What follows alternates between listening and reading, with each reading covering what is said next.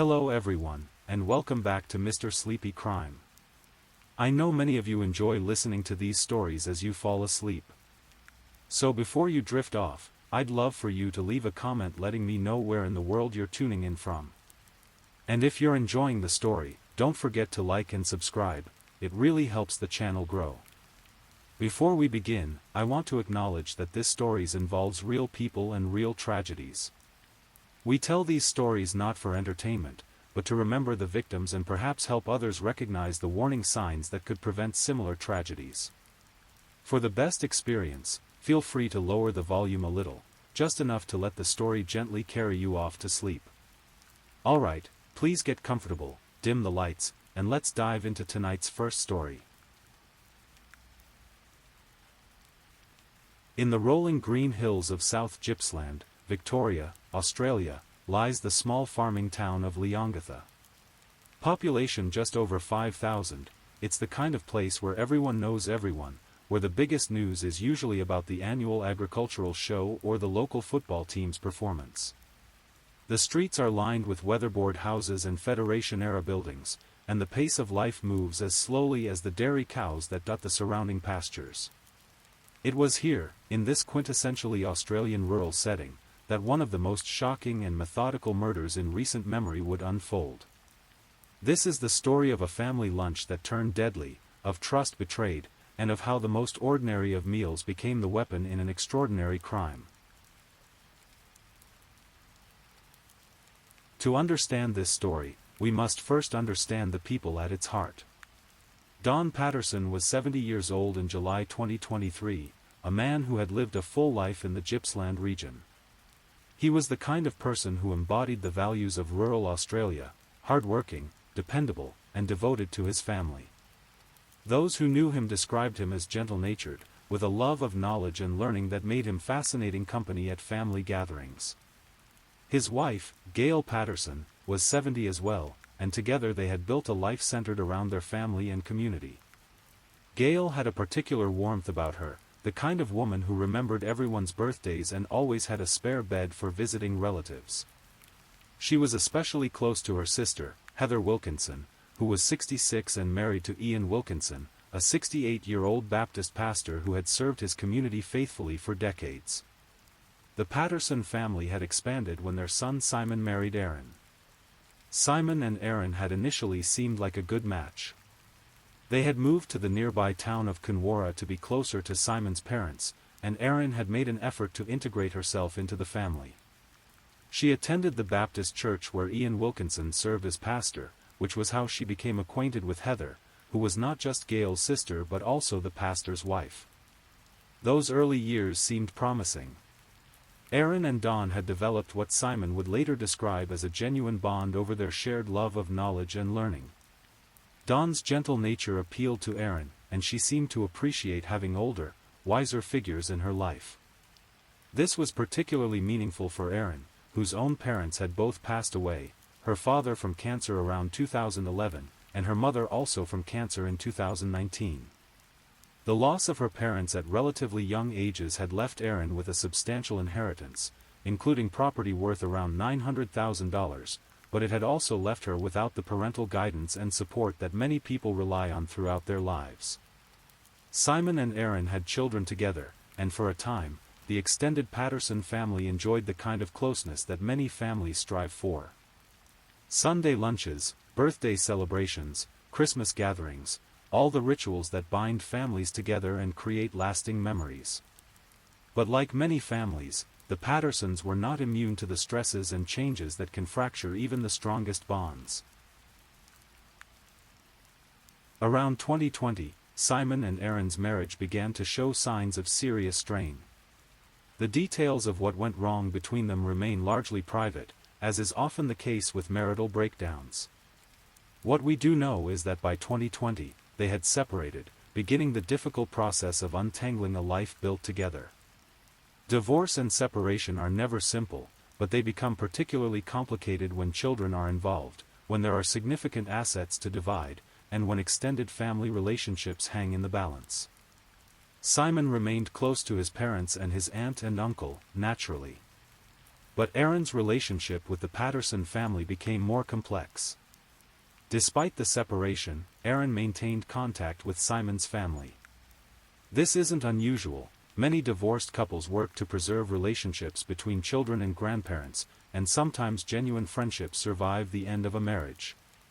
From the outside, it appeared that Erin was making an effort to maintain these important family connections for the sake of her children. But beneath the surface, something darker was brewing. On July 29, 2023, Erin Patterson extended an invitation that would seem, on the surface, perfectly normal. She invited her former in-laws for lunch at her home in Leongatha. The guests would be Dawn and Gail Patterson, Simon's parents, and Gail's sister Heather Wilkinson and her husband Ian. Interestingly, Simon himself was also invited to this family gathering. Given that he and Erin were separated and presumably working through the complicated emotions that come with the end of a marriage, his inclusion in the invitation might have seemed like a positive sign. Perhaps it indicated that Erin was ready to move toward a more amicable relationship with her estranged husband, or maybe she genuinely wanted to give their children a chance to see their father and grandparents together in a relaxed setting. Whatever her stated reasons, Simon ultimately decided not to attend. The reasons for his absence would later become a subject of intense scrutiny and speculation. Was it simply a scheduling conflict? Was he avoiding an awkward situation with his estranged wife? Or had he sensed something that made him uncomfortable about the gathering? What we know for certain is that on that winter Saturday in July, remember, July is deep winter in the southern hemisphere, 4 people made their way to Erin Patterson's home in Leongatha for what they believed would be a pleasant family lunch. Erin had planned what seemed like a thoughtful and elaborate meal for her guests. She prepared individual beef Wellingtons, a dish that requires considerable skill and effort to execute properly. Beef Wellington, for those unfamiliar with it, is an English dish consisting of beef tenderloin wrapped in pâté and duxelle, a mixture of finely chopped mushrooms, then encased in puff pastry and baked. It's considered a challenging dish that demonstrates culinary expertise and a desire to impress one's guests. The choice of beef Wellington was significant for several reasons. First, it showed that Erin had invested considerable time and effort in this meal. This wasn't a simple lunch thrown together at the last minute, it was the kind of meal that requires planning, shopping for specific ingredients, and hours of preparation. Second, the dish traditionally incorporates mushrooms as a key component, which would later prove crucial to understanding what happened that day. The 4 guests arrived at Erin's home, probably looking forward to a good meal and some family time. Dawn and Gail, in their 70s but still active and engaged with life. Heather and Ian, similarly aged, with Ian carrying the dignity and warmth that came from decades of serving as a spiritual leader in their community. According to Erin's later testimony, her 2 children were not present during the lunch. She claimed they had gone to the cinema, which meant that the 5 adults, Erin and her 4 guests, were alone in the house during the meal.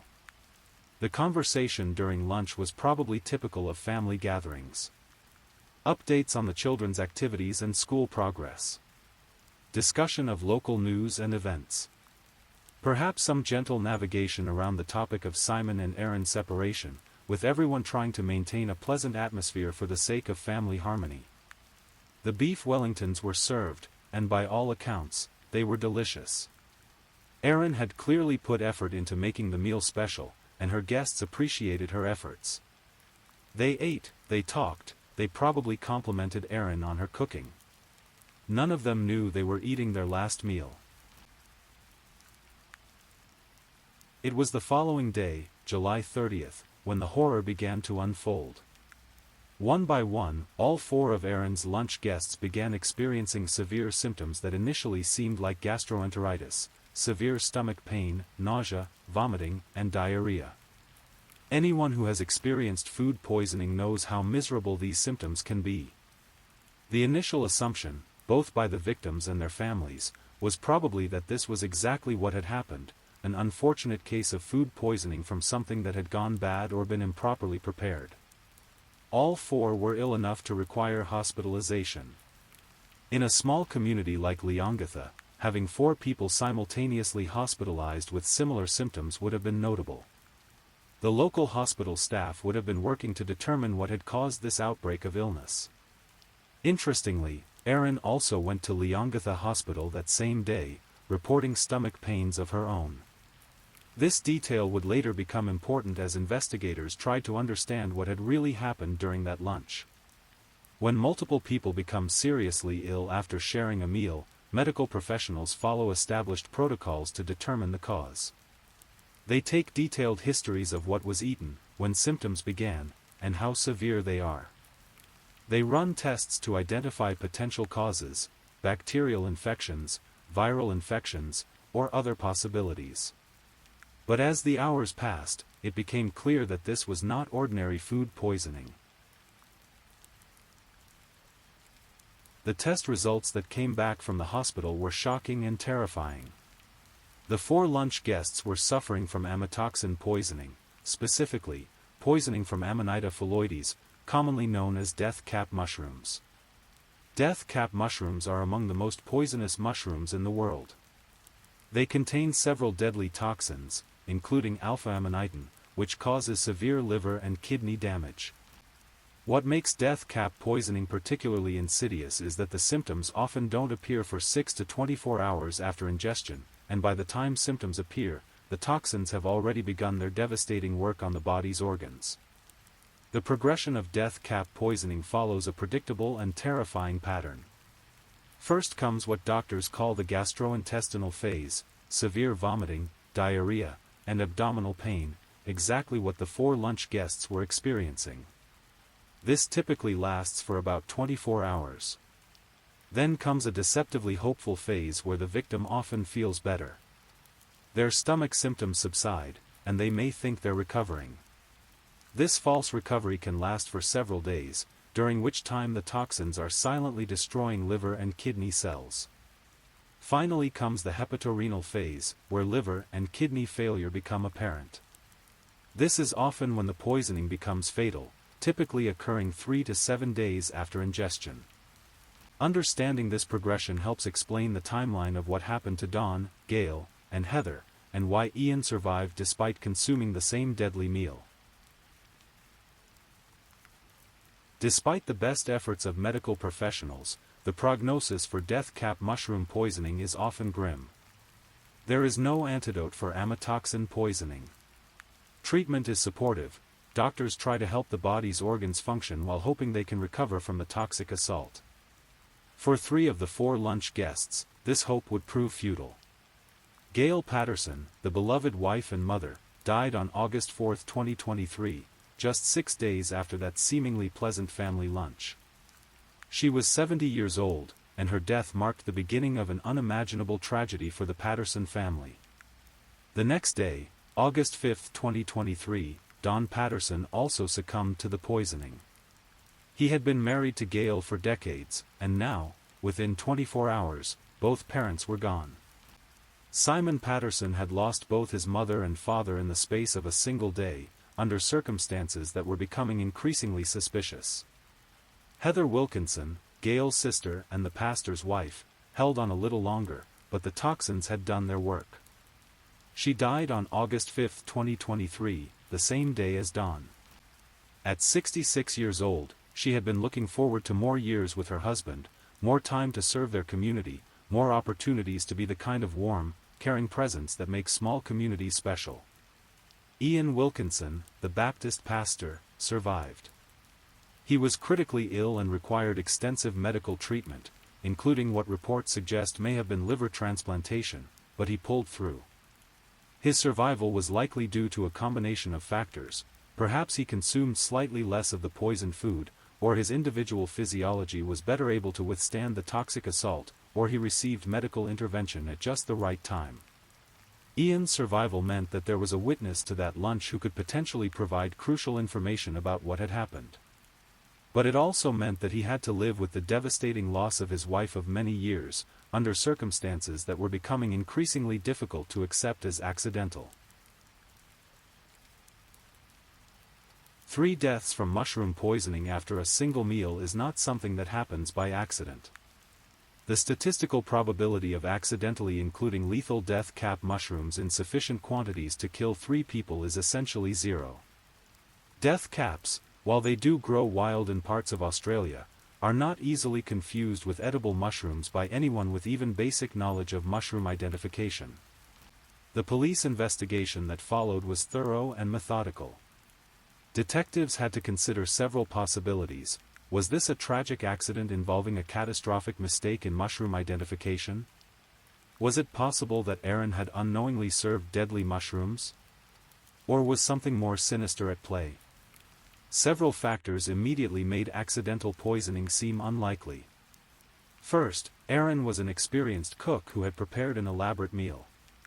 Someone skilled enough to prepare individual beef Wellingtons would presumably have some knowledge about ingredients, especially something as potentially dangerous as wild mushrooms. Second, death cap mushrooms have a distinctive appearance and are well known to be deadly. They're not typically foraged by casual mushroom hunters because of their reputation.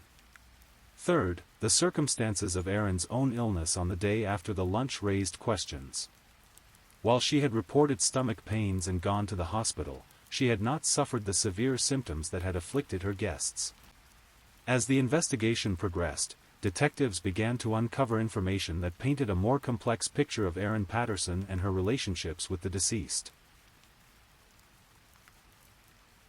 The police investigation expanded to examine Erin's background, her relationship with the victims, and any possible motives she might have had for wanting them dead. What they discovered was troubling. Investigators learned that Simon Patterson, Erin's estranged husband, had previously suspected that Erin might have been trying to poison him. According to court documents that emerged during the trial, Simon had experienced suspicious illnesses after eating meals prepared by Erin, including incidents involving pasta and curry dishes. While these earlier incidents hadn't resulted in serious harm, they established a pattern that was deeply concerning. This revelation transformed the investigation. If Aaron had been attempting to poison her estranged husband on previous occasions, then the deaths of his family members took on a different significance. Was this an escalation of domestic violence? Had Aaron intended to kill Simon but settled for killing his family members when he didn't attend the lunch?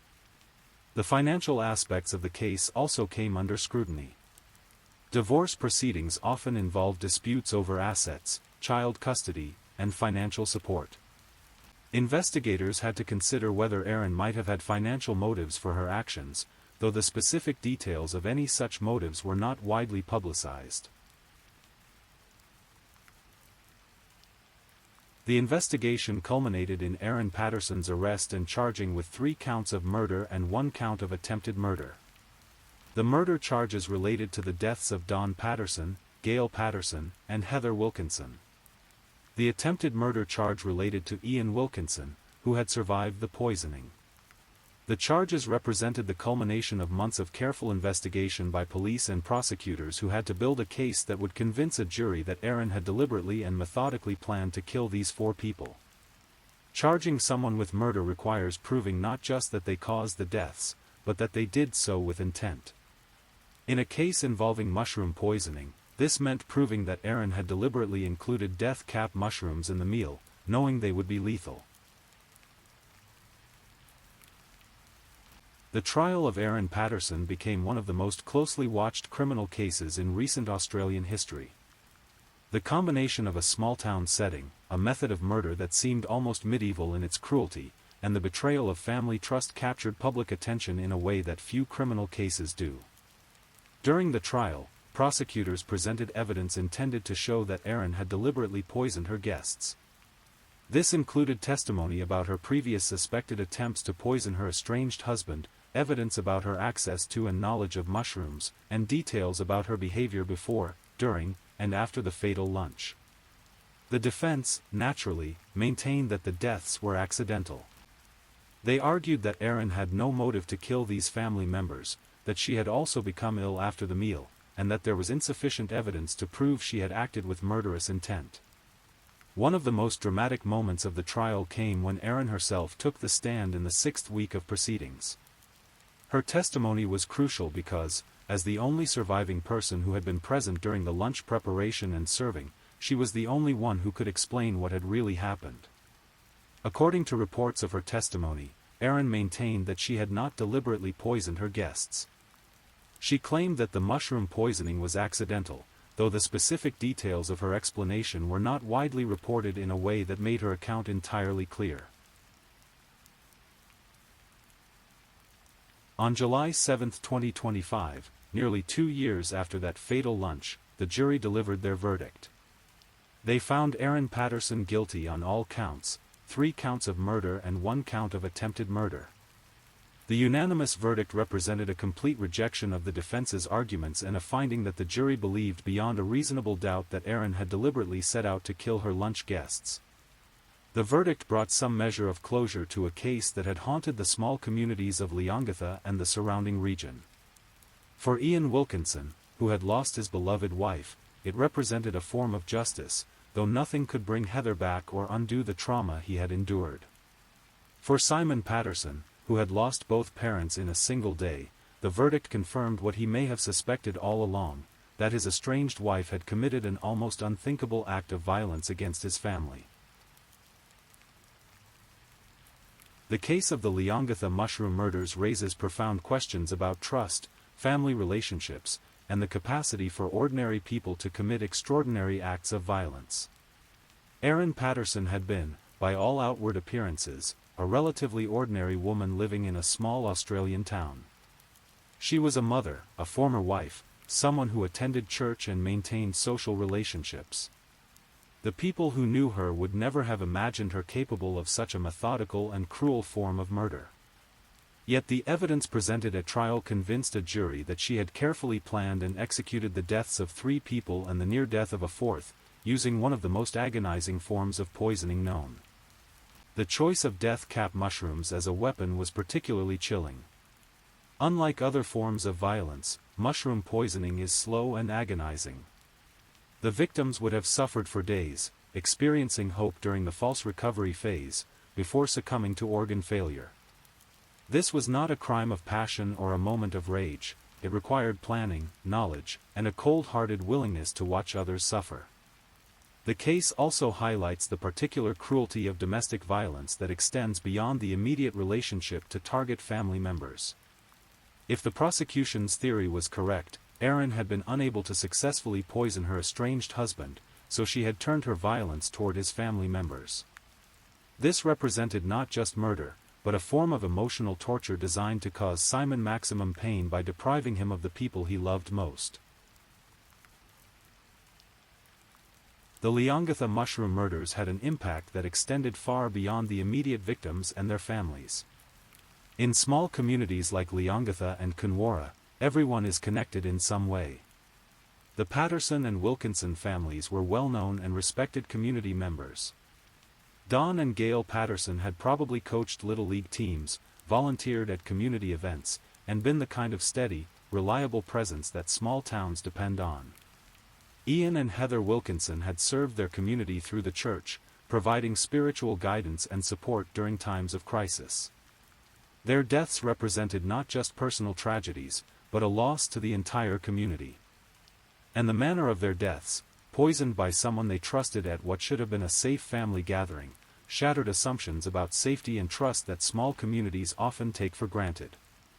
The case also became a media sensation that reached far beyond Australia. The combination of the rural setting, the unusual murder method, and the family dynamics created a story that captured international attention.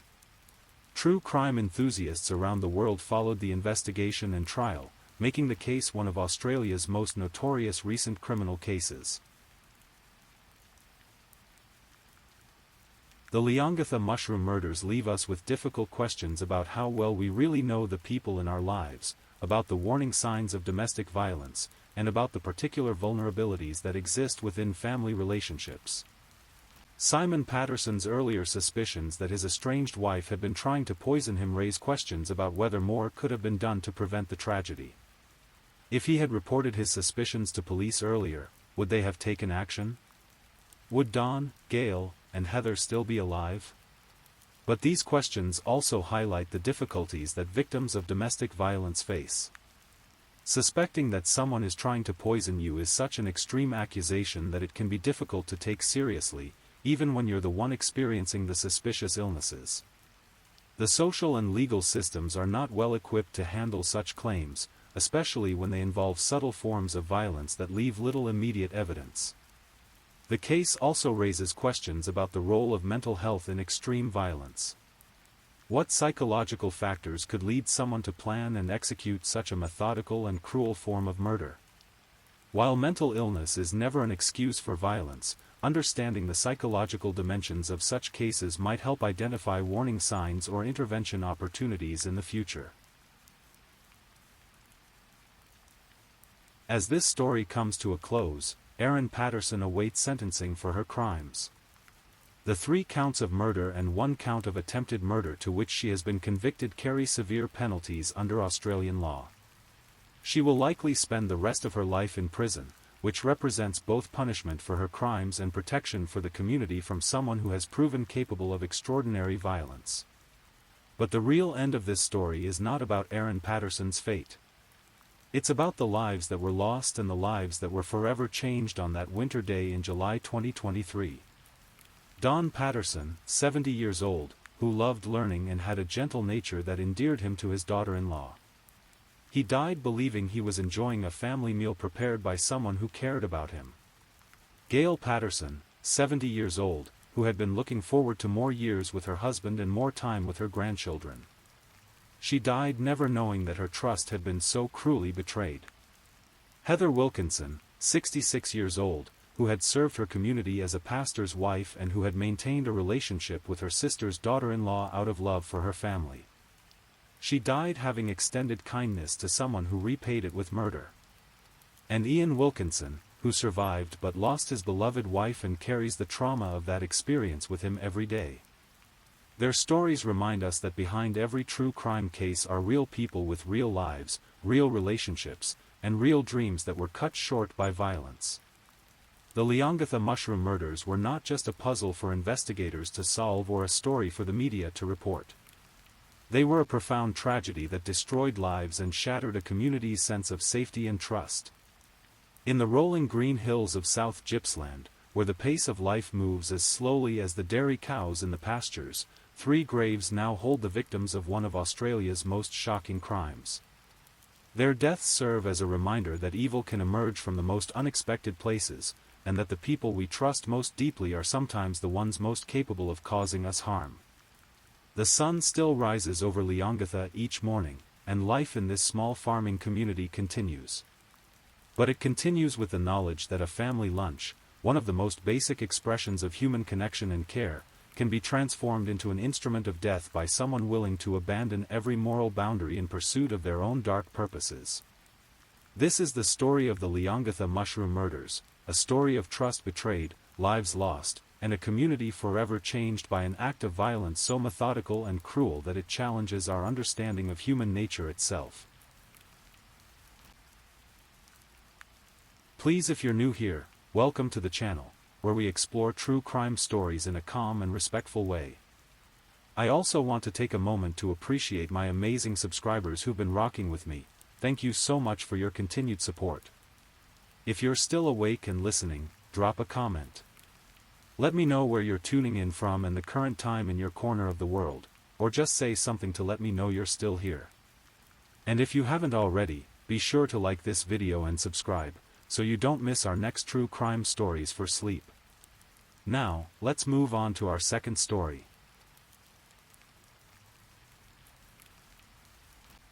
Story 2. In the quiet suburbs of Frederick, Colorado, where manicured lawns stretch beneath endless blue skies, a story unfolded that would shake the foundations of what we think we know about the people living next door. This is the story of the Watts family murders, a case that began with a missing persons report and ended with one of the most shocking family annihilation cases in recent American history. Shannon Watts seemed to have it all figured out. At 34, she was a successful businesswoman, working for a company called Lavelle, which sold health and wellness products. She was the kind of person who documented her life meticulously on social media, sharing moments of joy with her husband Chris and their 2 young daughters. Her Facebook and Instagram feeds painted a picture of domestic bliss, family vacations, birthday celebrations, and countless photos of 4-year-old Bella and 3-year-old Celeste playing and laughing. Shanann was pregnant with their 3rd child, a boy they planned to name Nico. She was 15 weeks along that summer of 2018, and the excitement was palpable in her posts. She would often share her thoughts about expanding their family, about the joy of watching Bella and Celeste become big sisters. To the outside world, the Watts family represented the American dream, a beautiful home in a safe neighborhood, 2 healthy children, and another on the way. Christopher Lee Watts, born on May 16, 1985, seemed like the ideal husband and father. Tall and lean, with an easy smile, Chris worked in the oil fields of Colorado. His job took him to remote locations, operating machinery at Anadarko Petroleum, where he'd been employed for several years. To neighbors and friends, Chris appeared to be a devoted family man. He was quiet, perhaps even shy, but always polite when encountered around the neighborhood or at social gatherings. The couple had met years earlier in North Carolina, where Shanann was from originally. They'd built a life together that many would envy, Chris with his steady job in the oil industry, Shanann with her entrepreneurial spirit and social media presence that helped support their comfortable lifestyle. They'd moved to Colorado for better opportunities, settling into their 2-story home on Saratoga Trail in a development that epitomized suburban tranquility. But beneath the surface of this seemingly perfect family portrait, cracks were beginning to show. Financial pressures had been mounting for months. Despite Shanann's social media success and Chris's steady employment, the family was struggling with debt. Their mortgage payments were behind, and credit card balances were climbing. These weren't uncommon problems for young families, but they were creating stress in the household. More significantly, Chris Watts had been living a double life. For several months leading up to August 2018, he had been involved in an affair with a coworker named Nicole Kessinger. This relationship, which began innocuously enough as workplace conversations, had gradually evolved into something that would ultimately contribute to the destruction of the Watts family. Nicole Kessinger was an environmental engineer working at Anadarko Petroleum, the same company where Chris Watts was employed. 28 years old, intelligent, and ambitious, she had no idea that her relationship with Chris would lead her into the center of one of Colorado's most notorious murder cases. It wasn't until the news broke that the Frederick man's wife and 2 daughters were missing that Nicole Kessinger learned that Watts had never even started divorce proceedings with his wife, that his wife was 15 weeks pregnant, that he had been lying to her for the entirety of their brief relationship. The affair had begun sometime in June 2018, just a couple of months before the murders. Chris had presented himself to Nicole as a man whose marriage was essentially over, claiming that he and Shanann were in the process of separating. He told her that they were just going through the motions of divorce paperwork, that their relationship had been dead for some time. This narrative made Nicole feel comfortable about pursuing a romantic relationship with him. Nicole later described Chris as gentle and soft-spoken, nothing like the monster he would later prove to be. They would spend time together after work, going on hiking trips in Colorado's beautiful wilderness, sharing quiet dinners, and talking about a future together.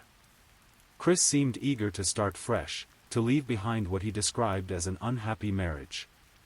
What Nicole didn't know was that Chris had told her nothing but lies.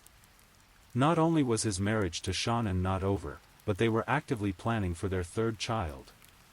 Shanann was posting regularly about her pregnancy, sharing ultrasound images and discussing nursery preparations.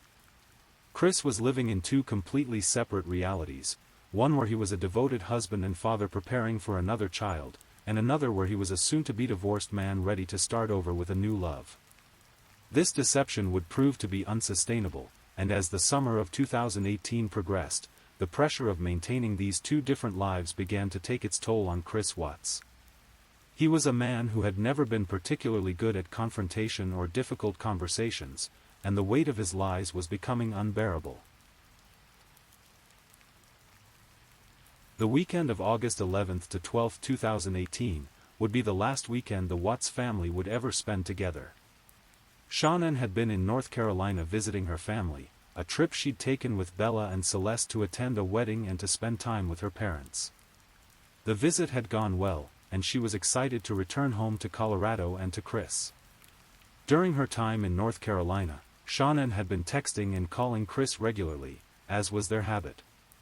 She would send him photos of the girls playing with their grandparents, updates about her pregnancy, and messages about how much she missed him. To anyone reading these messages, they would have appeared to be from a loving wife eager to return to her husband. But Chris's responses were becoming increasingly distant and brief. While Shannon was sending paragraph-long messages full of love and future plans, Chris was responding with short, almost perfunctory replies. This change in communication style was noticeable to Shannon, who began to sense that something was wrong. On Sunday, August 12, Shannon and the girls boarded their flight from North Carolina back to Denver. The plane was delayed, which meant they wouldn't arrive home until very late that night. Shannon texted Chris about the delay, keeping him updated on their travel plans. She was tired from the trip but excited to be coming home. Meanwhile, Chris was spending his weekend with Nicole Kessinger. They went on a hiking trip to the Great Sand Dunes National Park, an adventure that Chris later described as one of the best days of his life. He was relaxed, happy, and completely absorbed in this new relationship. To Nicole, he seemed like a man who had already left his old life behind.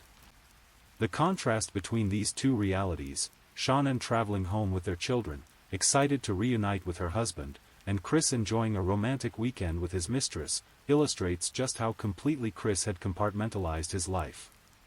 He was able to exist in both worlds simultaneously, at least temporarily, without any apparent sense of the impossibility of his situation. As Sunday evening approached and Shannon's flight prepared for landing in Denver, Chris made a decision that would change everything. Rather than confess his affair, rather than ask for a divorce, rather than face the difficult but manageable consequences of his infidelity, Chris Watts chose a path that was unimaginable to most people. Shannon, Bella, and Celeste arrived home at approximately 1:48 a.m. on Monday, August 13, 2018. A friend had given Shannon a ride home from the airport, and Ring doorbell footage would later show the family entering their house in the early hours of the morning. The girls were tired from the long day of travel, and Shannon was exhausted but happy to be home. What happened next would be reconstructed through Chris's various confessions, each more detailed and disturbing than the last. Initially, Chris claimed that he and Shannon had gotten into an argument about their marriage and their financial problems. He said that the conversation had become heated, and that during this argument, he had told Shannon about his affair with Nicole. According to Chris's account, Shannon became upset and angry, which was certainly an understandable reaction to learning about her husband's infidelity. But what Chris claimed happened next was that, in a rage, Shannon had gone upstairs and strangled their two daughters. He said that when he discovered what she had done, he had strangled her in retaliation. This story was immediately problematic for several reasons. Forensic evidence would later contradict many elements of Chris's initial confession, and the timeline he provided didn't match the physical evidence found at the crime scene. More importantly, those who knew Shannon found it impossible to believe that she would ever harm her children, whom she adored above all else. The truth, which would eventually emerge through subsequent interviews and confessions, was far more disturbing. In the early hours of August 13, 2018, in Frederick, Colorado, Christopher Lee Watts, born May 16, 1985, murdered his pregnant wife Shannon, 34, by strangulation, and their two children Bella, 4, and Celeste, 3, by suffocation. Chris had strangled Shannon during what he described as an argument about their marriage. But this wasn't a crime of passion, as he initially tried to claim. The methodical way he disposed of the bodies, and the fact that he had already begun planning how to cover up the murders, suggested a level of premeditation that contradicted his story of a spontaneous act during a heated argument. Even more horrifying was what happened to Bella and Celeste. Chris Watts had just strangled his wife Shannon and was wrapping her in a sheet to dispose of her body when their daughter Bella walked into the room. The 4-year-old had witnessed something that no child should ever see, her father in the process of disposing of her mother's body. What happened next was perhaps the most chilling aspect of this entire case. Rather than stopping, rather than calling for help, rather than facing what he had done, Chris Watts decided that he had to eliminate the witness to his crime. But he couldn't do it in the house, where the evidence would be too difficult to manage. Instead, he loaded Shannon's body into his truck, told the girls they were going to see their mother, and drove them to a remote oil field where he worked. The drive from the Watts family home to the Survey Ranch oil field took approximately 45 minutes. During this drive, Chris had his dead wife's body in the back of his truck, and his 2 young daughters in the cab with him. 4-year-old Bella Watts pleaded for her life, just moments after she watched her father kill her younger sister, according to lawyer. The details of what happened during this drive and at the oil field location are among the most disturbing aspects of this case. Chris later described how the girls were asking about their mother, wondering why she wasn't responding to them. Bella, being older, seemed to understand that something was terribly wrong, but 3-year-old Celeste was confused and scared. When they arrived at the oil field, Chris's plan became clear. He had chosen this location because he was familiar with it from his work, and because it was remote enough that he believed he could dispose of the bodies without being discovered. The facility had several large oil tanks, and Chris believed that if he put the girls' bodies into the crude oil, they would never be found. The details of what happened next are almost too horrible to describe. Chris suffocated Celeste first, while Bella watched. Then, as Bella pleaded for her life, understanding now that her father was going to kill her too, Chris suffocated her as well. The image of a 4-year-old child begging her father not to hurt her, after watching him kill her little sister, represents a level of evil that is difficult for most people to comprehend. He buried Shannon in a shallow grave near an oil storage facility, and dumped his children's bodies into crude oil tanks. Chris had calculated that the crude oil would destroy the bodies, making them impossible to identify or recover. He dug a shallow grave for Shannon nearby, covering her body with dirt and debris. After disposing of the bodies, Chris returned home and began what he thought would be the perfect cover-up. He showered, changed clothes, and prepared to go to work as if it were any other Monday morning. His plan was to report his family as missing later that day, playing the role of a concerned husband and father who had no idea where his wife and children could be. Monday morning, August 13th, Chris Watts went to work at Anadarko Petroleum as usual. To his co-workers, he seemed normal, perhaps even more relaxed than he had been in recent weeks.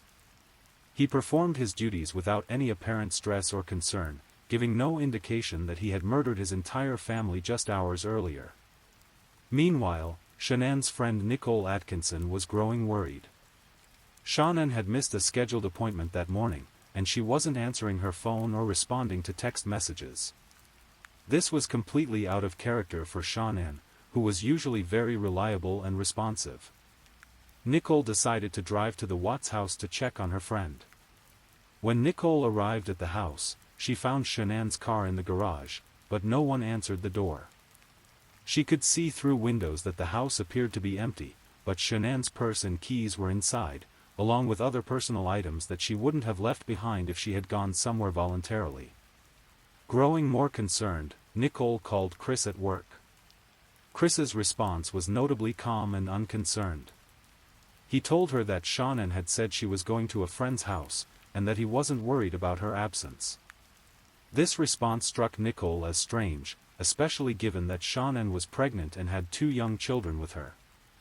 Nicole's instincts told her that something was seriously wrong. She contacted the Frederick Police Department and requested a welfare check on the Watts family.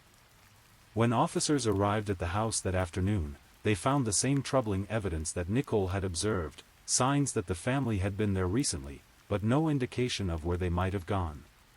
When Chris arrived home from work that afternoon, he was met by police officers who wanted to ask him about his missing family.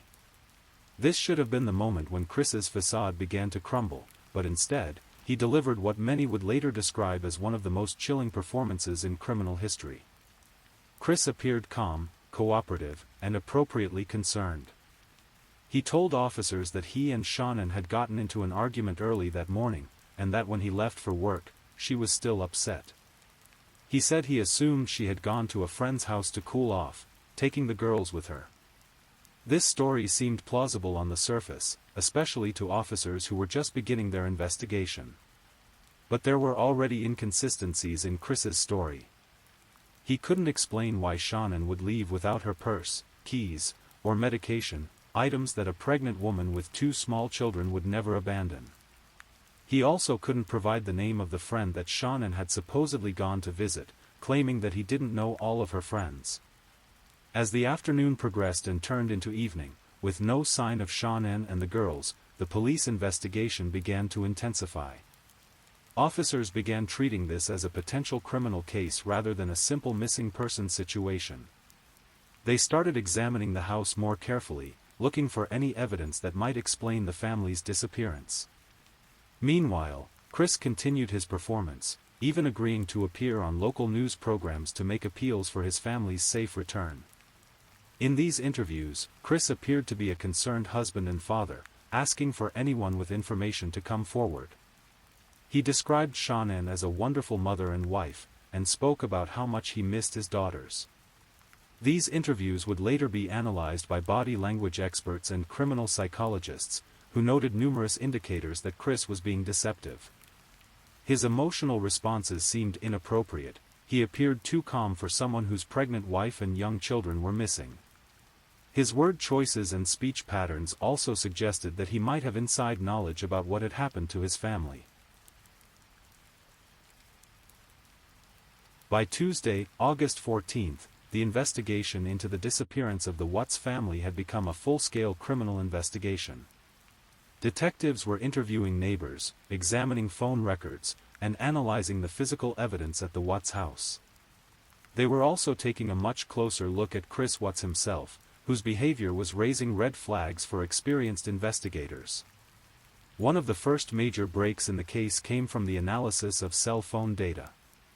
Investigators discovered that Chris's phone had been active in areas far from his home during the early morning hours of August 13, specifically, in the vicinity of the Survey Ranch oil field where he worked.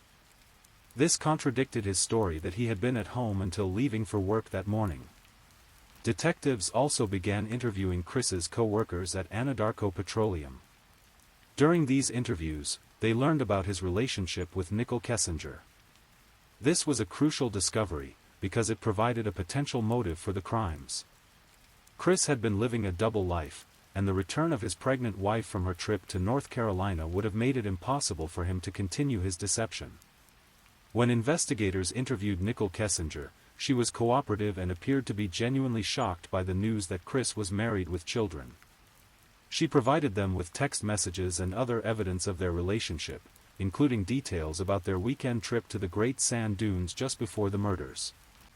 Nicole also revealed that Chris had told her his divorce was almost finalized, and that he had been looking forward to starting fresh with her. This information painted a very different picture of Chris Watts than the one he had been presenting to investigators. Rather than being a devoted husband dealing with a family emergency, he appeared to be a man who had been planning to leave his family and start over with a new woman. The timing of the family's disappearance, just as Shannon returned from her trip, was too coincidental to ignore. On the evening of August 14th, investigators administered a polygraph test to Chris Watts. The results indicated deception in his responses about his knowledge of his family's whereabouts. When confronted with these results, Chris's calm demeanor began to crack for the first time. Still, Chris maintained his innocence, sticking to his story that Shannon and the girls had disappeared without his knowledge. He suggested that perhaps Shannon had been having an affair, and that she might have run away with her lover. This attempt to shift suspicion away from himself was unsuccessful, as investigators had found no evidence to support this theory. Meanwhile, the search for Shannon, Bella, and Celeste was expanding. Volunteer search teams were combing through neighborhoods and parks around Frederick. The case was receiving significant media attention, with Chris's television interviews being broadcast across Colorado and beyond. The public was invested in the safe return of the pregnant mother and her 2 young daughters. But investigators were becoming increasingly convinced that the Watts family was not missing voluntarily. The evidence was pointing towards something far more sinister, and Chris Watts was their primary suspect. On Wednesday, August 15, 2018, investigators brought Chris Watts in for another round of questioning. This time, they had more evidence to confront him with, including the cell phone data that placed him at the oil field on the morning his family disappeared. They also had information about his affair with Nicole Kessinger, which provided a clear motive for the crimes. As the questioning intensified, Chris's composure finally began to break down. Faced with mounting evidence and the impossibility of maintaining his story, he finally admitted that his family was dead. However, his first confession was still largely a fabrication designed to minimize his culpability. In this initial confession, Chris claimed that he had killed Shanann, but only after she had murdered Bella and Celeste. He said that after learning about his affair, Shanann had gone into a rage and strangled their daughters. According to Chris, he had then killed Shanann in retaliation for what she had done to their children. This story was immediately problematic for several reasons. First, it was completely inconsistent with everything that was known about Shanann's character. She was universally described as a devoted mother who would never harm her children under any circumstances. Second, the physical evidence didn't support Chris's version of events. Nevertheless, this confession was enough to arrest Chris Watts on charges of murder. The admission that his family was dead, regardless of how it had happened, confirmed what investigators had suspected. The search for the missing family could now become a recovery operation. Based on Chris's directions, investigators went to the Survey Ranch oil field where he had admitted to disposing of the bodies. What they found there was even more horrifying than they had imagined. Shanann's body was recovered from a shallow grave near the oil tanks, and the bodies of Bella and Celeste were found inside the crude oil tanks themselves. The condition of the children's bodies was particularly disturbing. The crude oil had preserved them to some extent, but the process of recovering them from the tanks was complex and emotionally traumatic for the investigators involved. The image of these 2 young children, who should have been playing and laughing, instead being pulled from oil tanks where their father had disposed of them, was almost too much for even experienced crime scene technicians to handle. Over the following months, as the case against Chris Watts was prepared for trial, more details about the murders emerged. Autopsy reports revealed the true cause of death for each victim, and additional interviews with Chris provided a clearer, though still not entirely truthful, picture of what had happened on August 13. Authorities released Monday the autopsy reports of Shanann Watts, 34, Bella Watts, 4, and Celeste Watts, 3. These reports confirmed that Shanann had died from strangulation, while Bella and Celeste had been suffocated. The reports also revealed that Shanann was indeed pregnant with a male fetus, contradicting any suggestion that Chris hadn't known about the pregnancy. Perhaps most disturbing was the evidence that Bella had fought for her life. The autopsy showed that she had bitten her tongue severely and had other injuries consistent with a struggle. This supported the later confession that Bella had witnessed her sister's murder and had pleaded with her father not to kill her as well. In November 2018, rather than face a trial where the death penalty might be sought, Chris Watts accepted a plea deal. He pleaded guilty to multiple counts of murder and was sentenced to life in prison without the possibility of parole. As part of this plea agreement, he was required to provide a complete and truthful account of the murders. In February 2019, Chris participated in a lengthy interview with investigators, providing what appeared to be a more accurate version of events. In this confession, he admitted that he alone had murdered his entire family, and that his previous story about Shanann killing the children was a complete fabrication. According to this final confession, Chris had strangled Shanann during an argument about their marriage and his affair. He then loaded her body into his truck and drove to the oil field, bringing the girls with him under the pretense that they were going to see their mother. At the oil field, he suffocated both children and disposed of all 3 bodies as he had previously described. Even this confession was viewed skeptically by some investigators, who believed that Chris was still minimizing his role and attempting to make the murders seem less premeditated than they actually were. The careful planning evident in his choice of disposal location, his alibi preparation, and his subsequent performance suggested a level of calculation that contradicted his portrayal of the crimes as impulsive acts. The Watts family murders sent shockwaves through the Frederick community and captured national attention. The case became the subject of documentaries, books, and countless online discussions as people struggled to understand how a seemingly normal family man could commit such horrific crimes. For Shannon's family, the loss was incomprehensible.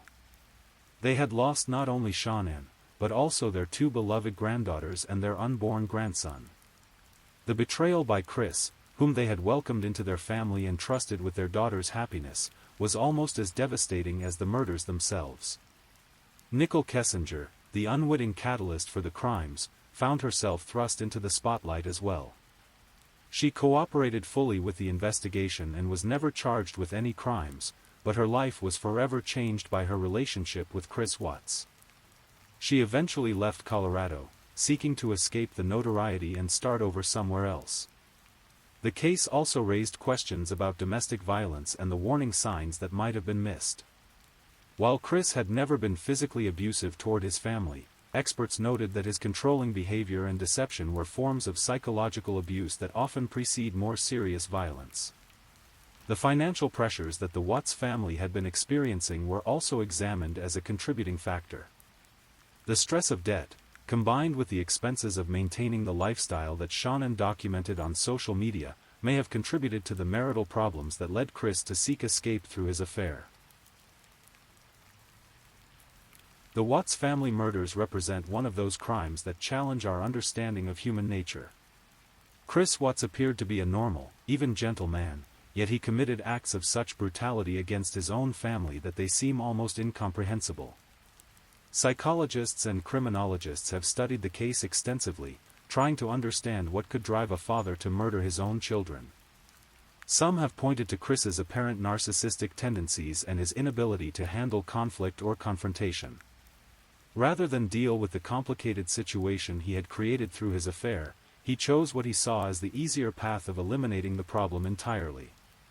The methodical way Chris disposed of the bodies and attempted to cover up the crime suggests a level of detachment from normal human emotions that is characteristic of certain personality disorders.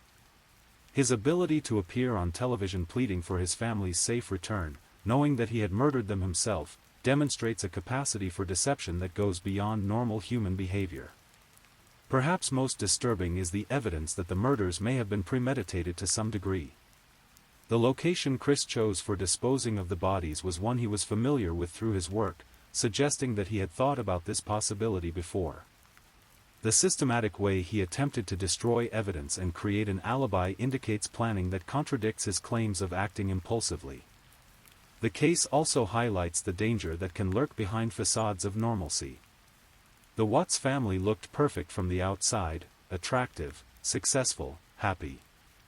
Their social media presence showed a life that many would envy. Yet behind this facade, Chris was living a double life that would ultimately destroy everything his family had built together. The Watts family murders have had a lasting impact on law enforcement and the broader understanding of family annihilation cases. The investigation demonstrated the importance of examining digital evidence, including cell phone data and social media activity, in modern criminal cases. The case also showed how quickly a missing persons investigation can evolve into a homicide case when the evidence points in that direction. The Frederick Police Department and other agencies involved in the investigation were praised for their thorough and professional handling of the case, even under intense media scrutiny. For the oil industry, the case raised questions about security at remote facilities and the potential for these locations to be used for criminal purposes. Anadarko Petroleum, Chris's employer, cooperated fully with the investigation and later implemented additional security measures at their facilities. The case has also become a subject of ongoing legal and ethical debate. Some have questioned whether Chris's plea deal was appropriate, arguing that the death penalty should have been pursued given the heinous nature of the crimes. Others have defended the decision, noting that the plea deal ensured a conviction and spared the victims' families the trauma of a lengthy trial. The Watts family murders force us to confront uncomfortable questions about the nature of evil and the capacity for ordinary people to commit extraordinary crimes. Chris Watts was not a career criminal or someone with a history of violence. He was a husband, father, and co-worker who seemed to live a normal, unremarkable life. Yet when faced with a situation that required difficult conversations and painful choices, he opted for the most extreme solution imaginable. Rather than admit his affair, ask for a divorce, and work out custody arrangements for his children, he chose to murder his entire family. This choice reveals something deeply disturbing about Chris Watts's character and psychology. It suggests a level of selfishness and callousness that is difficult for most people to comprehend. The fact that he could look into the eyes of his 4-year-old daughter as she begged for her life and still proceed to kill her demonstrates a complete absence of normal human empathy and compassion. The case also serves as a reminder that we can never truly know the people around us, even those closest to us. Shannon Watts went to sleep on the night of August 12 believing she was lying next to a loving husband and father. She had no way of knowing that she was actually sleeping next to someone who would murder her and their children within hours. This reality is both terrifying and humbling. It reminds us that evil can exist behind the most ordinary facades, and that the people we trust most completely may be capable of betraying that trust in the most devastating ways possible. Even years after Chris Watts was sentenced to life in prison, questions about the case remain. Some wonder whether there were warning signs that were missed, whether Shannon or others close to the family might have recognized the danger Chris posed if they had known what to look for. Others question whether Chris has ever told the complete truth about what happened that night. His various confessions contained inconsistencies and omissions that suggest he may still be holding back details about the murders. Some investigators believe that the crimes may have been even more premeditated than Chris has admitted, possibly planned days or weeks in advance. There are also ongoing questions about Nicole Kessinger's role in the events leading up to the murders. While she was never charged with any crimes and appeared to be genuinely shocked by Chris's actions, some have wondered whether her relationship with Chris and her discussions about their future together may have influenced his decision to eliminate his family. The case has also raised broader questions about the role of social media in modern relationships and the pressure to maintain perfect appearances online. Shannon's extensive documentation of her family's life on Facebook and Instagram created a public record of what appeared to be domestic bliss, yet behind the scenes, her marriage was falling apart. One of the most tragic aspects of the Watts family murders is how they shattered the illusion of the perfect family that Shannon had worked so hard to create and maintain. Her social media presence showed a life filled with love, success, and happiness, but this image came with its own pressures and expectations. The financial cost of maintaining the lifestyle that Shannon documented was significant.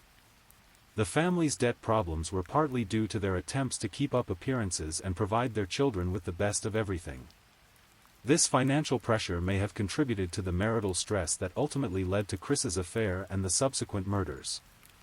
There's also the question of whether the pressure to maintain a perfect public image prevented Shannon from recognizing or addressing the problems in her marriage. If she had been more willing to acknowledge publicly that her relationship with Chris was struggling, she might have been more likely to seek help or support from friends and family. This is not to blame Shannon in any way for what happened to her and her children. The responsibility for these crimes rests entirely with Chris Watts. But the case does illustrate how the pressure to appear perfect can sometimes prevent people from seeking the help they need when their lives are falling apart behind the scenes. The story of the Watts family murders is ultimately a story about the darkness that can exist beneath the surface of seemingly ordinary lives. It's about the capacity for evil that exists in people we would never suspect, and the devastating consequences when that evil is unleashed. For those who knew and loved Shannon, Bella, and Celeste, the pain of their loss will never fully heal. They were taken from this world not by accident or illness, but by someone who should have protected them above all else. The betrayal of trust involved in these murders adds an extra layer of tragedy to what was already an incomprehensible loss. Chris Watts will spend the rest of his life in prison, but no punishment can undo the damage he has caused or bring back the family he destroyed. The ripple effects of his actions will continue to be felt by all those who loved Shanann and her children, and by the broader community that was shaken by these crimes. The case serves as a stark reminder that evil can wear a familiar face and that the people we trust most completely are sometimes the ones most capable of betraying that trust. It challenges us to look beyond surface appearances and to recognize that the most dangerous predators are often those who are closest to us. As we reflect on this tragic story, we're left with more questions than answers about human nature and the capacity for both good and evil that exists within all of us. The Watts family murders will continue to haunt those who study them, not just because of their brutality, but because of what they reveal about the potential for darkness that lurks beneath the surface of ordinary life. In the quiet suburbs of Frederick, Colorado, where this story began, life has moved on. New families have moved into neighborhoods, children play in the same parks where Bella and Celeste once laughed and ran. But for those who remember, the shadow of what happened to the Watts family serves as a permanent reminder that evil can strike anywhere, anytime, and that the people we think we know best may be strangers to us in ways we never imagined. The tragedy of Shanann, Bella, Celeste, and baby Nico is not just in their deaths, but in the trust that was betrayed, the love that was met with violence, and the future that was stolen from them by someone who should have cherished and protected them above all else. Their story will endure not just as a true crime case, but as a cautionary tale about the masks that evil can wear and the terrible price of betrayal within the most sacred of relationships. I'm just putting it out there. If you're still awake and listening, drop a comment. Let me know where you're tuning in from, the time in your part of the world, or just say something to let me know you're still with me. And of course, if you haven't already, like this video and subscribe so you don't miss the next true crime story for sleep. Now, let's move on to our third story.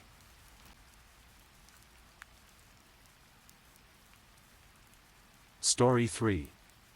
Tonight, we'll explore a case that shook the community of Tallahassee, Florida, the disappearance and tragic murder of 12-year-old Lori Annalise Page. This is a story of betrayal, deception, and ultimately, justice served nearly 2 years after a little girl vanished from her home. So, let me take you through this deeply troubling case that would test the resolve of investigators and break the hearts of an entire community. It was the early morning hours of June 3, 2023, when 36-year-old Andrew Wiley contacted the Tallahassee Police Department with what appeared to be every parent's worst nightmare. His 12-year-old daughter, Lori Page, was missing. Lori was a student at Griffin Middle School, a quiet girl who lived with her father in the Continental Court neighborhood of Tallahassee. According to Andrew's initial report to police, Lori had simply vanished sometime during the night. He claimed that when he returned home from work, his daughter was gone. Her backpack was missing too, he told officers, suggesting that she had left voluntarily. The story Andrew Wiley told police was specific and seemed plausible at first glance. He explained that Lori had run away once before, approximately a month earlier, but had returned home after a brief absence. This previous incident gave credibility to his account. After all, children who run away once often do so again. The police initially treated Lori's disappearance as a runaway case, not suspecting foul play. Continental Court, where the Pages lived, is a quiet residential area near the intersection of Continental Court and Ocala Road. It's the kind of neighborhood where children play outside and neighbors know each other's names. The idea that a 12-year-old girl could simply vanish from such a place was deeply unsettling to residents. Andrew Wiley presented himself as a concerned father desperate to find his missing daughter. He cooperated with police, provided information about Lori's habits and friends, and maintained his story consistently. To the outside world, he appeared to be a father living every parent's nightmare. But as investigators would later discover, Andrew Wiley's story contained carefully constructed lies that would unravel over the course of nearly 2 years of intensive investigation. The Tallahassee Police Department, led by Chief Lawrence Revelle, immediately launched a comprehensive search for Lori Page. What began as a missing person case quickly evolved into something far more complex as days turned into weeks, and weeks turned into months with no sign of the missing girl. The search effort was massive in scope. Officers canvassed the Continental Court neighborhood, speaking with residents, checking security cameras, and following up on every possible lead. They searched wooded areas, abandoned buildings, and anywhere a 12-year-old might hide or seek shelter. Chief Revelle made a promise to the community early in the investigation that would prove prophetic. He told residents and media that the department would find Lori and bring her home. He also promised that they would find whoever was responsible and bring them to justice. These weren't empty words, they were a commitment that would drive the investigation for nearly 2 years. As summer turned to fall in 2023, the case remained active but increasingly puzzling. Despite following hundreds of leads across multiple states, conducting countless interviews, and utilizing extensive digital forensics, Lori Page remained missing. The trail had grown cold, but investigators refused to give up. The community rallied around the search efforts. Volunteers organized search parties, distributed flyers, and kept Lori's case in the public eye through social media campaigns. Her photo became a familiar sight around Tallahassee, a smiling 12-year-old girl with her whole life ahead of her. Throughout this period, Andrew Wiley maintained his facade as a grieving father. He participated in search efforts, spoke with media, and appeared to be doing everything a concerned parent should do. But behind the scenes, investigators were beginning to notice inconsistencies in his story and behavior that would eventually lead them down a much darker path. The Thomas County Sheriff's Office in Georgia also became involved in the search, as investigators expanded their efforts beyond Florida's borders. This cross-jurisdictional cooperation would prove crucial as the case developed, though no one could have anticipated just how important Thomas County would become to the resolution of Lori's disappearance. As 2023 turned into 2024, the investigation into Lori Page's disappearance began to shift focus. While the public search continued, investigators started examining digital evidence more closely. In modern criminal investigations, digital footprints often provide the most reliable timeline of events, and Lori's case would be no exception.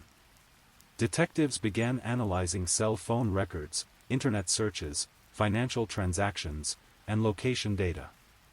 What they discovered painted a very different picture from the story Andrew Wiley had been telling. The digital evidence began to suggest that Lori's disappearance wasn't a case of a runaway child, but something far more sinister. Cell phone location data showed patterns that didn't match Andrew's account of his whereabouts and activities. Financial records revealed purchases that seemed inconsistent with the behavior of a father searching for his missing daughter. Internet search histories contained queries that would prove deeply disturbing when viewed in the context of Lori's disappearance. One of the most significant discoveries was evidence that Andrew Wiley had been researching and purchasing Plan B emergency contraceptives in the period leading up to Lori's disappearance. This revelation would later prove central to understanding the motive behind what investigators increasingly believed was Lori's murder. The investigation also revealed that Andrew had been taking steps to destroy electronic evidence. He had disposed of electronic devices and attempted to cover his digital tracks in ways that suggested consciousness of guilt rather than the behavior of an innocent father searching for his missing child. As investigators dug deeper into the digital evidence, they began to construct a timeline that contradicted Andrew's original story. The evidence suggested that Lori hadn't disappeared on June 3 as reported, but had actually been killed on June 1, 2023. This meant that Andrew Wiley had waited 2 days before reporting his daughter missing, 2 crucial days that he had used to dispose of evidence and construct his alibi. Perhaps most damning was location data that showed Andrew's phone had traveled to Thomas County, Georgia, on June 2, 2023, the day after investigators now believed Lori had been killed. This digital footprint would eventually lead investigators to a remote area called Merrily Plantation, where they would make the discovery that would finally bring Lori home. In early April 2025, nearly 2 years after Lori Page was first reported missing, investigators made the breakthrough they had been working toward. Digital evidence had led them to Merrily Plantation, a remote wooded area in Thomas County, Georgia, approximately an hour's drive from Tallahassee. Merrily Plantation is an isolated location, the kind of place where someone could dispose of evidence with little fear of discovery. The area is heavily wooded, with limited access roads and few visitors. It was exactly the type of location that digital evidence suggested Andrew Wiley had visited on June 2, 2023. Working with the Thomas County Sheriff's Office, Tallahassee police investigators organized a comprehensive search of the area. Using ground-penetrating radar, cadaver dogs, and systematic search techniques, they methodically examined the remote location. The search was painstaking work. Nearly 2 years had passed since Lori's disappearance, and the Georgia wilderness had had time to reclaim whatever had been left there. Weather, wildlife, and natural decomposition had all taken their toll. But investigators were determined to find answers, and they refused to give up. On a Saturday in April 2025, searchers made the discovery that would finally bring closure to Lori Page's case. Hidden in a remote section of the plantation, they found human remains that would later be confirmed through forensic analysis to be those of 12-year-old Lori Page. The discovery was both a relief and a tragedy. After nearly 2 years of searching, investigators had finally found Lori and could bring her home to her family. But the location and circumstances of the discovery confirmed their worst fears. This was not a case of a runaway child, but a homicide. The forensic examination of the remains and the crime scene provided crucial evidence that would support the charges investigators were preparing to file. DNA evidence, material evidence, and the remote location all pointed to the same conclusion: Lori Page had been murdered and her body had been deliberately concealed. With Lori's remains finally recovered and forensic evidence processed, investigators were ready to make an arrest. On Friday, April 11, 2025, nearly 2 years after he had first reported his daughter missing, Andrew Wiley was taken into custody and charged with second-degree murder in connection with Lori's death. The arrest brought an end to one of the most intensive investigations in recent Tallahassee Police Department history. Chief Lawrence Revelle held a press conference to announce the arrest, fulfilling the promise he had made to the community 2 years earlier. "I told you 2 years ago we would find Lori and we would bring her home," Chief Revelle said at the press conference. "I told you 2 years ago that we'd find who did this, and we would arrest them and bring them to justice. And today, I stand before you to tell you we have done just that." The arrest was the culmination of an investigation that had consumed thousands of hours of detective work, involved multiple law enforcement agencies, and followed hundreds of leads across multiple states. It demonstrated the persistence and dedication of investigators who refused to give up on finding justice for a 12-year-old girl. Andrew Wiley was charged with homicide, murder, dangerous, depraved without premeditation, which under Florida law is second-degree murder.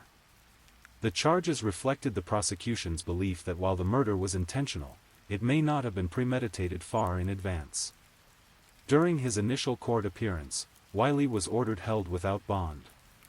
The judge also issued a no-contact order, prohibiting Wiley from having any contact with Lori's family, including her mother, grandmother, and aunt. This order recognized the additional trauma that Lori's extended family was experiencing.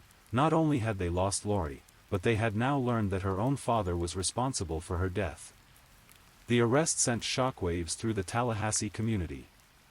For nearly 2 years, many residents had hoped that Lori might still be found alive. The confirmation that she had been murdered by her own father was devastating news that highlighted the particular tragedy of family violence. In the months following Andrew Wiley's arrest, more disturbing details about the case began to emerge.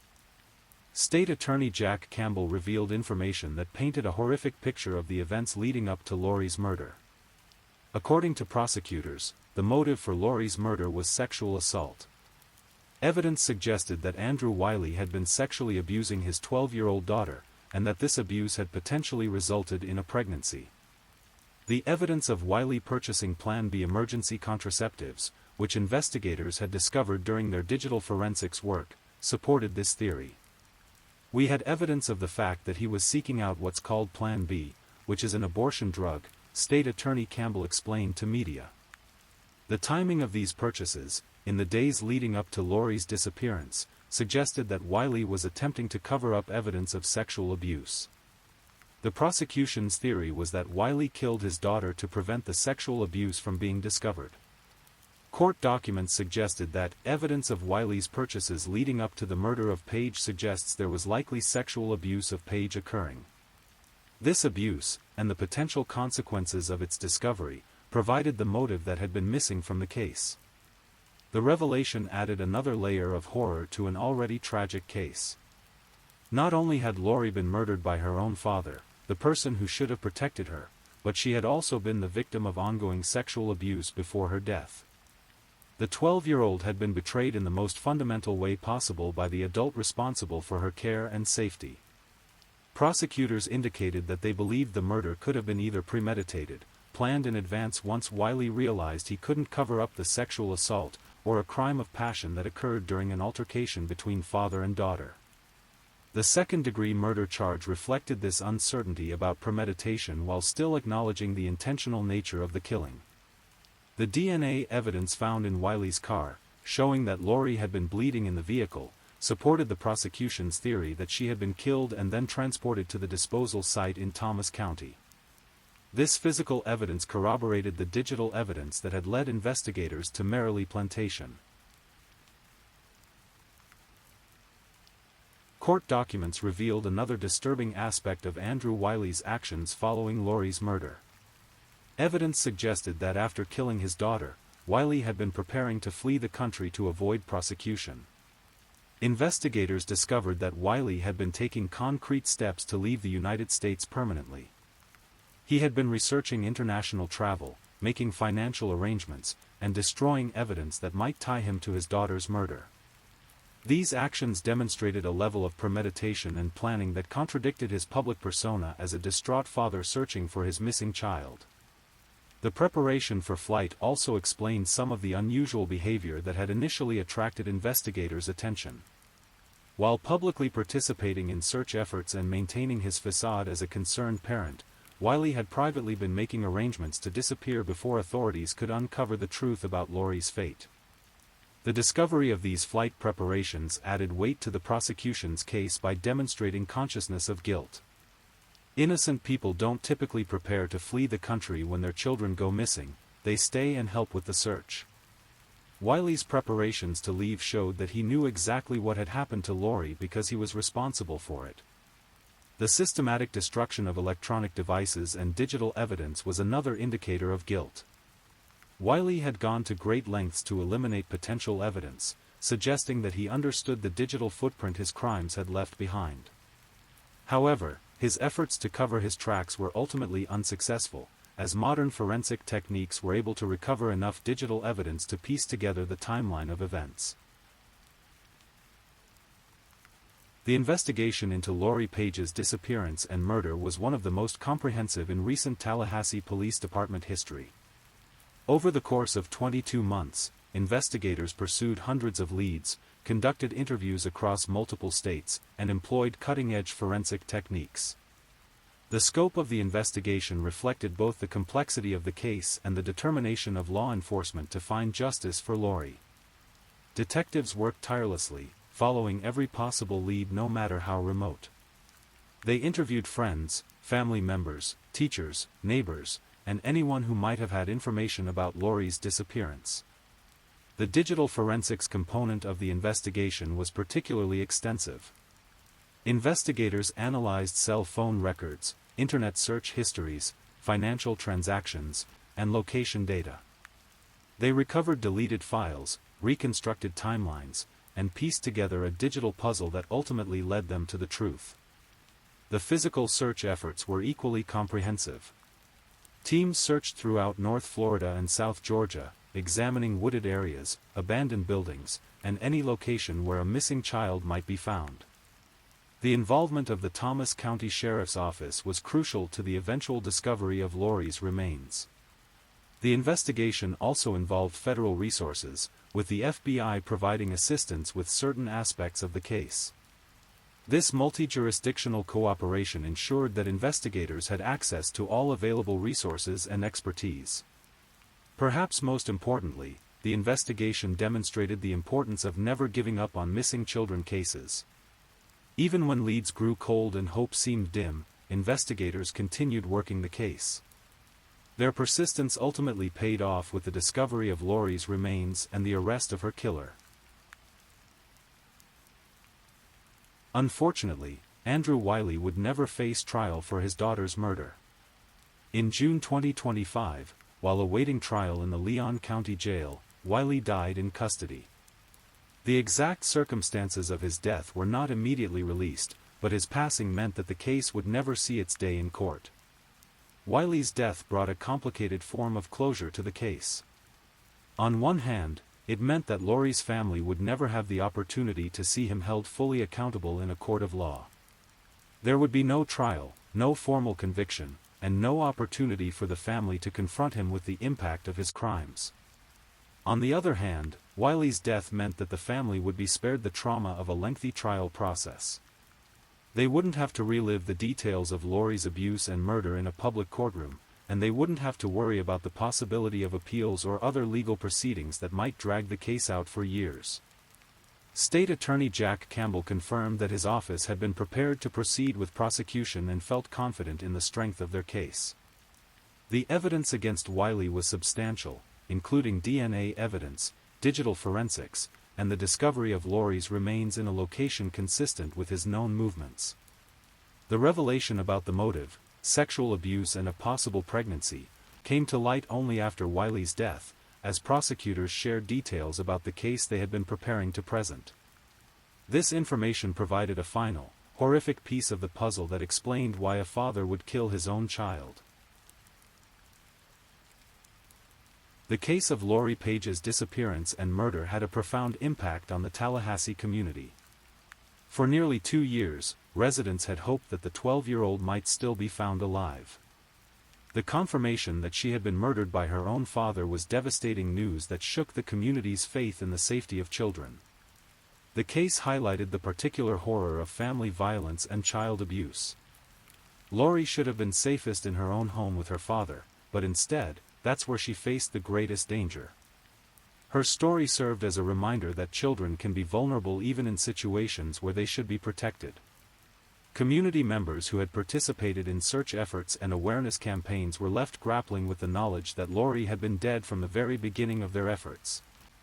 While their work hadn't saved Lori, it had kept public attention on the case and supported the investigation that eventually brought the truth to light. Schools in the area used Lori's case as an opportunity to discuss child safety and the importance of reporting suspected abuse. Her story became a cautionary tale about the need for vigilance and the importance of providing children with safe ways to report abuse. The Tallahassee Police Department received praise for their persistence and thorough investigation. Chief Revell's promise to find Lori and bring her killer to justice had been fulfilled, demonstrating the department's commitment to protecting the community's most vulnerable members. Memorial services and remembrance events honored Lori's memory and provided the community with opportunities to process their grief. She was remembered as a bright 12-year-old whose life was cut tragically short by the person who should have protected her most. The case of Lori Page represents both the worst of human behavior and the best of law enforcement dedication.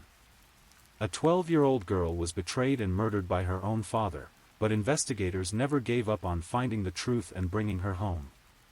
The case demonstrates the importance of modern forensic techniques, particularly digital forensics, in solving complex crimes. Without the analysis of cell phone data, internet searches, and financial records, investigators might never have been able to piece together what really happened to Lori. It also highlights the need for continued vigilance regarding child abuse and the importance of providing children with safe ways to report abuse. Lori's story is a reminder that children can be at risk in their own homes, and that adults in the community have a responsibility to watch for signs of abuse and take action when necessary. The investigation into Lori's disappearance showed the value of interagency cooperation. The collaboration between the Tallahassee Police Department, Thomas County Sheriff's Office, and federal authorities was crucial to the eventual resolution of the case. Perhaps most importantly, the case demonstrated that even in the darkest circumstances, justice can prevail. Investigators refused to give up on Lori, and their persistence ultimately led to the truth.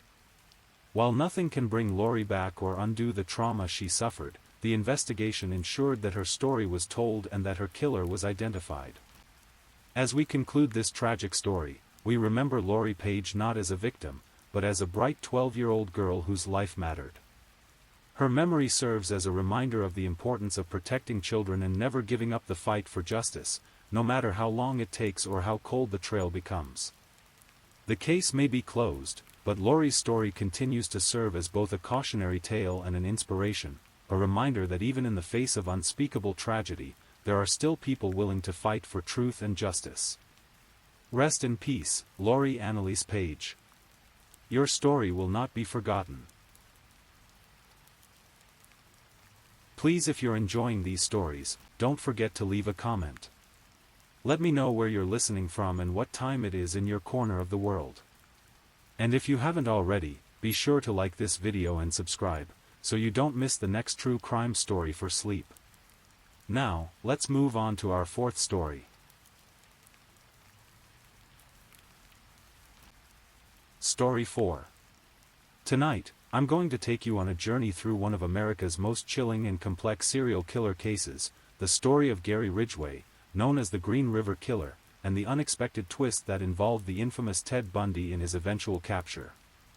So, let me guide you through this haunting tale that spans decades of investigation, tragedy, and one of the most unusual collaborations in criminal justice history. Our story begins on a warm summer morning in July 1982, in the verdant Pacific Northwest. The Green River, which flows through King County, Washington, had always been a peaceful waterway, meandering through forests and suburban communities south of Seattle. But on July 15, 1982, this tranquil river would become the namesake for one of America's most prolific serial killers. It was a fisherman who made the first grisly discovery. 16-year-old Wendy Lee Caulfield's body was found floating in the shallow waters near Kent, Washington. The young woman had been strangled, and investigators initially treated it as an isolated incident. But within just 1 month, their perspective would change dramatically as 4 more bodies surfaced along the riverbank: Deborah Lynn Bonner, Marcia Faye Chapman, Opal Charmaine Mills, and Cynthia Jean Hines. Each victim shared tragic similarities. They were young women, many involved in sex work or living on the margins of society. They were vulnerable individuals whose disappearances often went unnoticed by the broader community for weeks or months. The killer seemed to be targeting those he perceived as disposable, women whose absence wouldn't immediately trigger massive search efforts. The discovery of these 5 bodies in such a short timeframe sent shockwaves through the law enforcement community. Detective Dave Reichert, who would later become the sheriff of King County, was among the first investigators to recognize the pattern. As he stood on the banks of the Green River, looking at the crime scene tape fluttering in the breeze, he couldn't have imagined that this case would consume the next 2 decades of his life. To understand the magnitude of what was unfolding, we need to journey back to February 18, 1949, to Salt Lake City, Utah, where Gary Leon Ridgway was born into what appeared to be an ordinary American family. His father, Thomas Newton Ridgway, worked as a bus driver, while his mother, Mary Rita Ridgway, was a homemaker with a domineering personality that would leave lasting psychological scars on her son. Gary's childhood was marked by profound dysfunction beneath a veneer of middle-class normalcy. His mother was known for her explosive temper and her unusual habit of humiliating Gary in front of others. She would often berate him for his poor academic performance. Gary struggled with dyslexia and had an IQ measured at just 82, placing him in the low-average range. But perhaps more disturbing were the incidents of inappropriate behavior between mother and son that would later be revealed during psychological evaluations. Mary Ridgway would regularly bathe her teenage son well beyond an appropriate age, creating a complex psychological dynamic that experts would later identify as a significant factor in Gary's development. This twisted relationship fostered both an intense hatred and sexual obsession with women that would manifest in deadly ways decades later. As a child, Gary exhibited troubling behaviors that, in hindsight, served as warning signs. He was known to wet the bed well into his teens, a behavior that, combined with his emerging violent fantasies, forms part of what criminologists call the homicidal triad. Neighbors later recalled that Gary seemed to take pleasure in causing pain to animals, another red flag that was overlooked at the time. By his teenage years, Gary had developed an intense fascination with sexual violence. He would later admit to investigators that he began having violent sexual fantasies in his early teens, dreams that invariably involved harming women. These fantasies became more elaborate and frequent as he matured, eventually becoming the blueprint for his future crimes. After graduating from high school in 1969, Gary joined the U.S. Navy and served during the Vietnam War era. His military service was unremarkable, and he returned to the Seattle area in the early 1970s with few prospects and a growing darkness within him. He married his high school girlfriend, Claudia Craig, in 1970, but their relationship was troubled from the start. Gary's behavior was increasingly erratic and controlling. He became obsessed with his wife's past relationships and would interrogate her about previous boyfriends. Friends and family noticed his strange demeanor. He seemed incapable of normal emotional responses and often made inappropriate sexual comments. The marriage lasted only 3 years, ending in divorce in 1972. Despite his personal problems, Gary managed to maintain steady employment at the Kenworth Truck Company in Renton, Washington, where he worked as a painter in the truck factory. His co-workers would later describe him as an odd but generally unremarkable man who kept to himself. He was religious, at least outwardly, attending church regularly and carrying a Bible to work. This religious facade would become one of his most effective masks. In 1973, Gary married Marcia Laureen Brown, and they had a son together, Matthew. On the surface, he appeared to be trying to build a normal family life, but beneath this veneer, his dark urges were intensifying.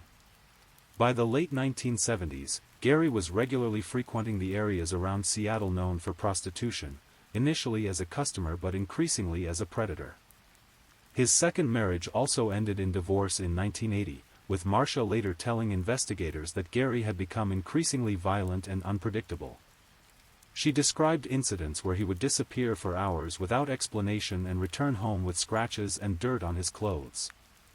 Most chilling was her recollection of finding him one morning washing blood out of his truck, though at the time she didn't connect this to anything sinister. By 1982, Gary Ridgway had perfected his hunting ground and his method. The Pacific Highway South, also known as the Strip, was a stretch of road south of Seattle where vulnerable women, sex workers, runaways, and drug addicts could be found day and night. This area became Gary's stalking territory, where he would cruise slowly in his pickup truck, looking for potential victims. His approach was methodical and calculated. Gary understood that his victims were often desperate and would willingly get into a car with a seemingly harmless middle-aged man who offered money for sex. He cultivated an image of harmlessness. He was soft-spoken, polite, and often wore work clothes that made him appear like just another blue-collar worker looking for companionship. The actual murders followed a consistent pattern that investigators would later recognize as his signature. Gary would pick up a victim, sometimes engaging in consensual sex first to put them at ease. Then, when the woman was vulnerable, he would place his arm around her neck in what appeared to be an embrace but was actually a stranglehold. He would apply pressure to the carotid arteries, cutting off blood flow to the brain until the victim lost consciousness and died. Gary later described this process to investigators with chilling detachment. He explained that he preferred strangulation because it was quiet and personal. He could look into his victims' eyes as they died, satisfying some deep psychological need for control and domination. The intimate nature of strangulation also fed into his sexual pathology. He would often engage in necrophilic acts with the bodies after death.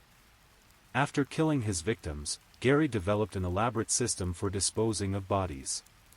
He would drive to remote areas in King County, often near the Green River or in the dense forests east of Seattle. He knew these areas intimately from his childhood and would scatter the bodies across multiple dump sites to make investigation more difficult. But Gary's methodology went beyond simple body disposal. He would often return to the dump sites days or weeks later, sometimes moving bodies to new locations if he felt they might be discovered. In some cases, he would place personal items from one victim with another victim's body, deliberately creating confusion for investigators. As the body count mounted through 1982 and into 1983, it became clear that law enforcement was dealing with something unprecedented. The King County Sheriff's Office, under Sheriff Vern Thomas, made the decision to create a dedicated task force specifically to investigate these murders. The Green River Task Force, as it became known, would eventually become one of the largest and longest-running serial killer investigations in American history. Detective Dave Reichert, who had been present at many of the early crime scenes, was chosen to lead the task force. Reichert was a dedicated investigator with an intuitive understanding of criminal behavior, but even he was unprepared for the scope of what they were facing. The task force grew from a handful of detectives to eventually include dozens of investigators, forensic experts, and support staff. The early years of the investigation were marked by both promising leads and frustrating dead ends. Witnesses would come forward with descriptions of suspicious men near the dump sites, only to have the leads evaporate under scrutiny. Physical evidence was limited. Gary was careful not to leave obvious traces at the crime scenes, and DNA analysis was still in its infancy. One of the most promising early developments came from an unexpected source. A unique type of spray paint was discovered on clothing wrapped around one of the first victims' necks.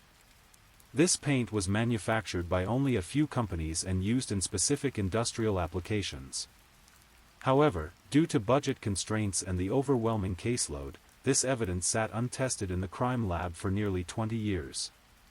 Had it been analyzed immediately, investigators would have discovered that the paint matched samples from Gary Ridgway's workplace at Kenworth, potentially solving the case decades earlier. As 1983 progressed, the murders continued at a horrifying pace. Bodies were discovered not just along the Green River, but scattered throughout King County. The killer seemed to be taunting investigators, placing some victims in locations where they would be found quickly while hiding others so well that they remained undiscovered for years. The media attention was intense, with local and national news outlets covering every development in the case. The moniker, Green River Killer, stuck, even though many of the murders occurred nowhere near the river. This media coverage had the unintended effect of making potential victims more cautious, which frustrated Gary and likely influenced his decision to expand his hunting ground. By 1984, the Green River Task Force was struggling. Despite having interviewed thousands of suspects and following up on countless leads, they seemed no closer to catching the killer.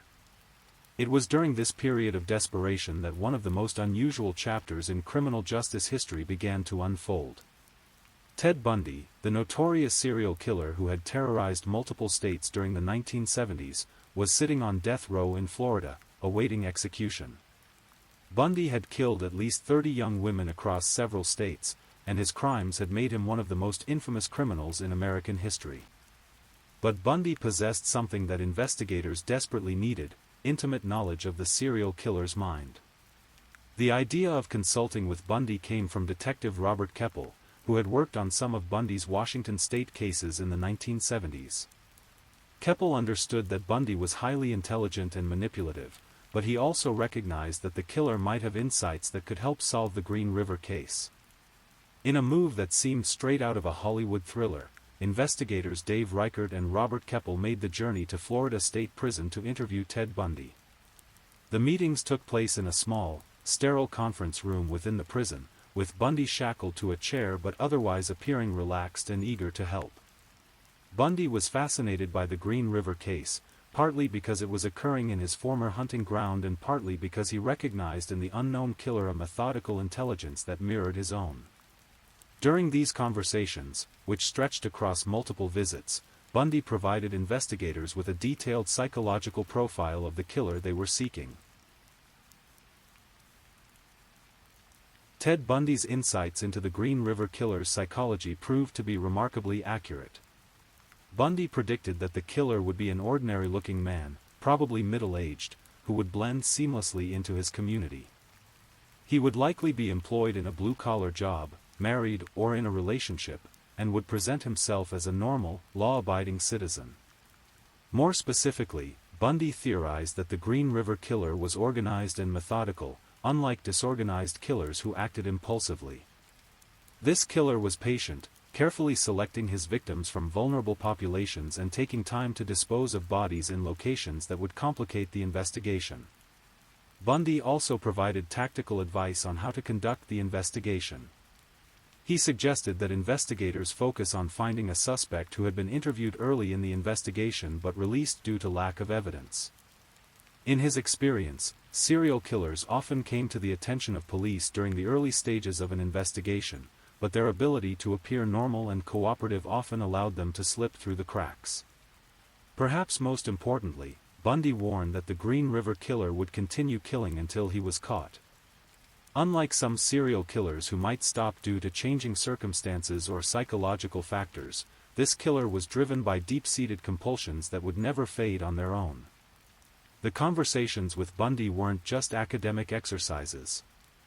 The serial killer provided specific suggestions about interview techniques, ways to process crime scenes more effectively, and strategies for managing the enormous amount of information the task force was collecting. Armed with Bundy's insights, the Green River Task Force refined their approach. They began looking more carefully at suspects who had been interviewed and released, focusing on men who fit the psychological profile Bundy had provided. They also expanded their victim identification efforts, recognizing that the killer was likely targeting more women than they had initially realized. Through the mid-1980s, the investigation continued to consume enormous resources. At its peak, the task force included 45 full-time investigators and support staff. They processed thousands of pieces of evidence, conducted tens of thousands of interviews, and followed up on more than 20,000 tips from the public. Despite these massive efforts, the Green River Killer remained elusive. Bodies continued to be discovered throughout the decade, though with decreasing frequency. Investigators weren't sure whether the killer had stopped, moved away, died, or simply become more careful about disposing of bodies. Gary Ridgway, meanwhile, was living what appeared to be a normal life. In 1985, he married Judith Lynch, a woman he had met through a dating service. Judith would later describe Gary as a devoted husband who seemed incapable of the violence he was accused of. To their neighbors and co-workers, Gary and Judith appeared to be an ordinary middle-aged couple living a quiet suburban life. But Gary hadn't stopped killing. He had simply become more cautious and had expanded his dumping grounds beyond King County. Bodies that would later be linked to him were discovered as far away as Oregon, and investigators now believe he may have been responsible for murders in multiple states. The late 1980s and 1990s brought significant advances in forensic science, particularly in the field of DNA analysis. What had once required large samples of biological evidence could now be detected from microscopic traces of skin, hair, or bodily fluids. The Green River Task Force began the painstaking process of re-examining all the physical evidence from their crime scenes using these new techniques. In 1987, investigators collected DNA samples from dozens of suspects who had been interviewed during the early years of the investigation. Among those tested was Gary Ridgway, who had first come to their attention in 1983 when he was spotted picking up a sex worker near the airport. At that time, he had been cooperative with investigators, taking a polygraph test that he passed, leading to his release. The DNA analysis in 1987 was inconclusive due to the limited technology available at the time. Gary remained on the task force's radar as a potential suspect, but without stronger evidence, they couldn't justify arresting him. He continued living his normal life, working at Kenworth, and by all outward appearances, being a model citizen. Throughout the 1990s, the Green River case gradually moved from active investigation to cold case status. New murders weren't being linked to the Green River killer, and public attention had shifted to other crimes. The task force was scaled down dramatically, with only a few investigators continuing to work on the case part-time. But technology continued to advance, and by the late 1990s, DNA analysis had become far more sophisticated and reliable. Detective Tom Jensen, one of the remaining investigators on the case, made the decision to retest all the DNA evidence using the most advanced techniques available. In March 2001, nearly 20 years after Wendy Caulfield's body was discovered in the Green River, investigators finally got the break they had been waiting for. Advanced DNA analysis of semen found on several victims matched the sample taken from Gary Ridgway in 1987. The match was conclusive and irrefutable. On November 30, 2001, Gary Ridgway was arrested at his workplace at Kenworth. Co-workers watched in shock as FBI agents led away the quiet man who had worked alongside them for over 30 years. To most people who knew him, the arrest seemed impossible. Gary had been a regular churchgoer, a seemingly devoted husband, and a man who had never shown any signs of violence in his daily interactions. The arrest triggered a massive investigation of Gary's life and activities. Investigators searched his home, his vehicles, and his workplace, looking for any evidence that might link him to additional murders. They interviewed everyone who had known him, trying to understand how such a prolific killer had hidden in plain sight for so long. During the searches, investigators discovered a treasure trove of evidence. In Gary's home and vehicles, they found jewelry and personal items belonging to several victims. Some of these items had been carefully preserved in small containers, suggesting that Gary kept them as trophies of his crimes. Initially, Gary Ridgway maintained his innocence, but the DNA evidence was overwhelming. His defense attorneys, recognizing that their client faced the death penalty if convicted, entered into plea negotiations with prosecutors. The agreement they eventually reached was both controversial and pragmatic. In exchange for avoiding the death penalty, Gary agreed to plead guilty to 48 counts of murder and to provide investigators with detailed information about his crimes. This cooperation would help solve dozens of cold cases and provide closure for families who had been waiting decades for answers about their missing daughters, sisters, and mothers. The confession sessions began in June 2003 and continued for months. Gary, accompanied by his attorneys, would meet with investigators and prosecutors to describe his crimes in methodical detail. These sessions were recorded and transcribed, creating a chilling archive of one of America's most prolific serial killers explaining his methods and motivations. Gary's admissions exceeded even the investigators' worst expectations. He confessed to murdering at least 71 women, though he claimed his memory was fuzzy about the exact number. He provided locations for bodies that had never been found, described murders that investigators hadn't even known about, and revealed the extent of his crimes spanning nearly 2 decades. During his confessions, Gary Ridgway revealed himself to be a methodical, emotionally detached killer who viewed his victims as objects rather than human beings. He described his methods with clinical precision, showing no remorse or emotional connection to the lives he had taken. Gary explained that he specifically targeted women involved in prostitution because he believed they wouldn't be missed and because he held deep-seated hatred and contempt for them. This hatred stemmed from his complex relationship with his mother and his own sexual compulsions that drove him to seek out sex workers even as he despised them. He described a routine that had become as natural to him as going to work. He would cruise the strip, pick up a victim, take her to a secluded location, and kill her during or after sexual contact. He would then dispose of the body in one of his many dump sites, often returning days or weeks later to move the remains or to engage in necrophilic acts. One of the most disturbing aspects of Gary's confessions was his description of how he had continued living a normal life between murders. He would kill a woman, dispose of her body, and then return home to have dinner with his wife and help with household chores. The compartmentalization was so complete that he seemed genuinely puzzled when investigators asked how he had managed to maintain relationships while committing such horrific crimes. Gary also revealed the extent of his precautions to avoid detection. He would sometimes place fish or other organic material on bodies to accelerate decomposition. He would wash victims' hair after death to remove any trace evidence. He would drive different routes to dump sites to avoid establishing patterns that investigators might detect.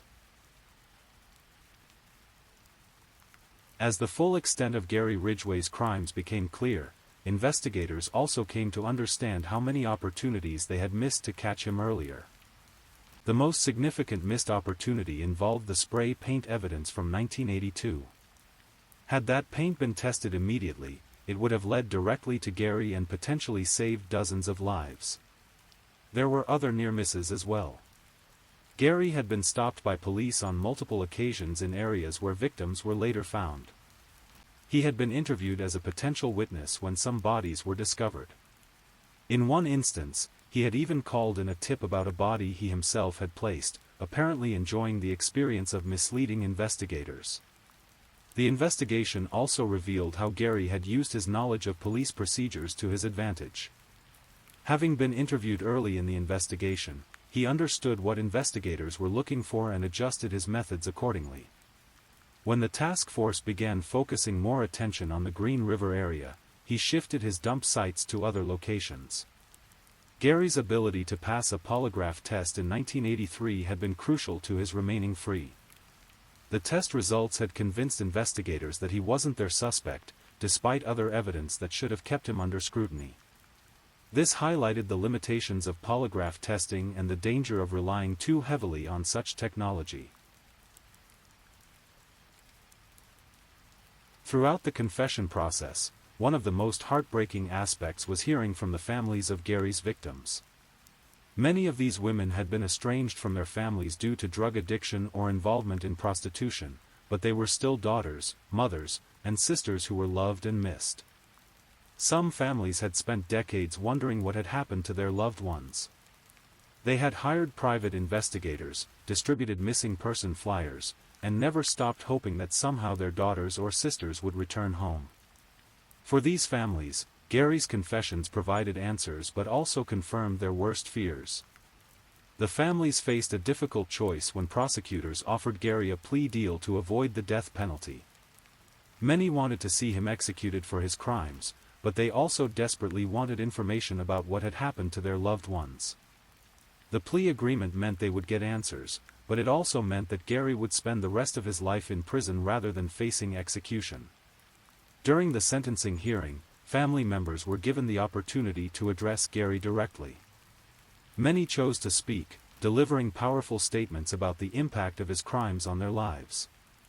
Some expressed forgiveness, others conveyed their hatred, but all spoke of the permanent void left by the loss of their loved ones. As the full story of the Green River investigation became public, the role that Ted Bundy had played in eventually catching Gary Ridgway became one of the most fascinating aspects of the case.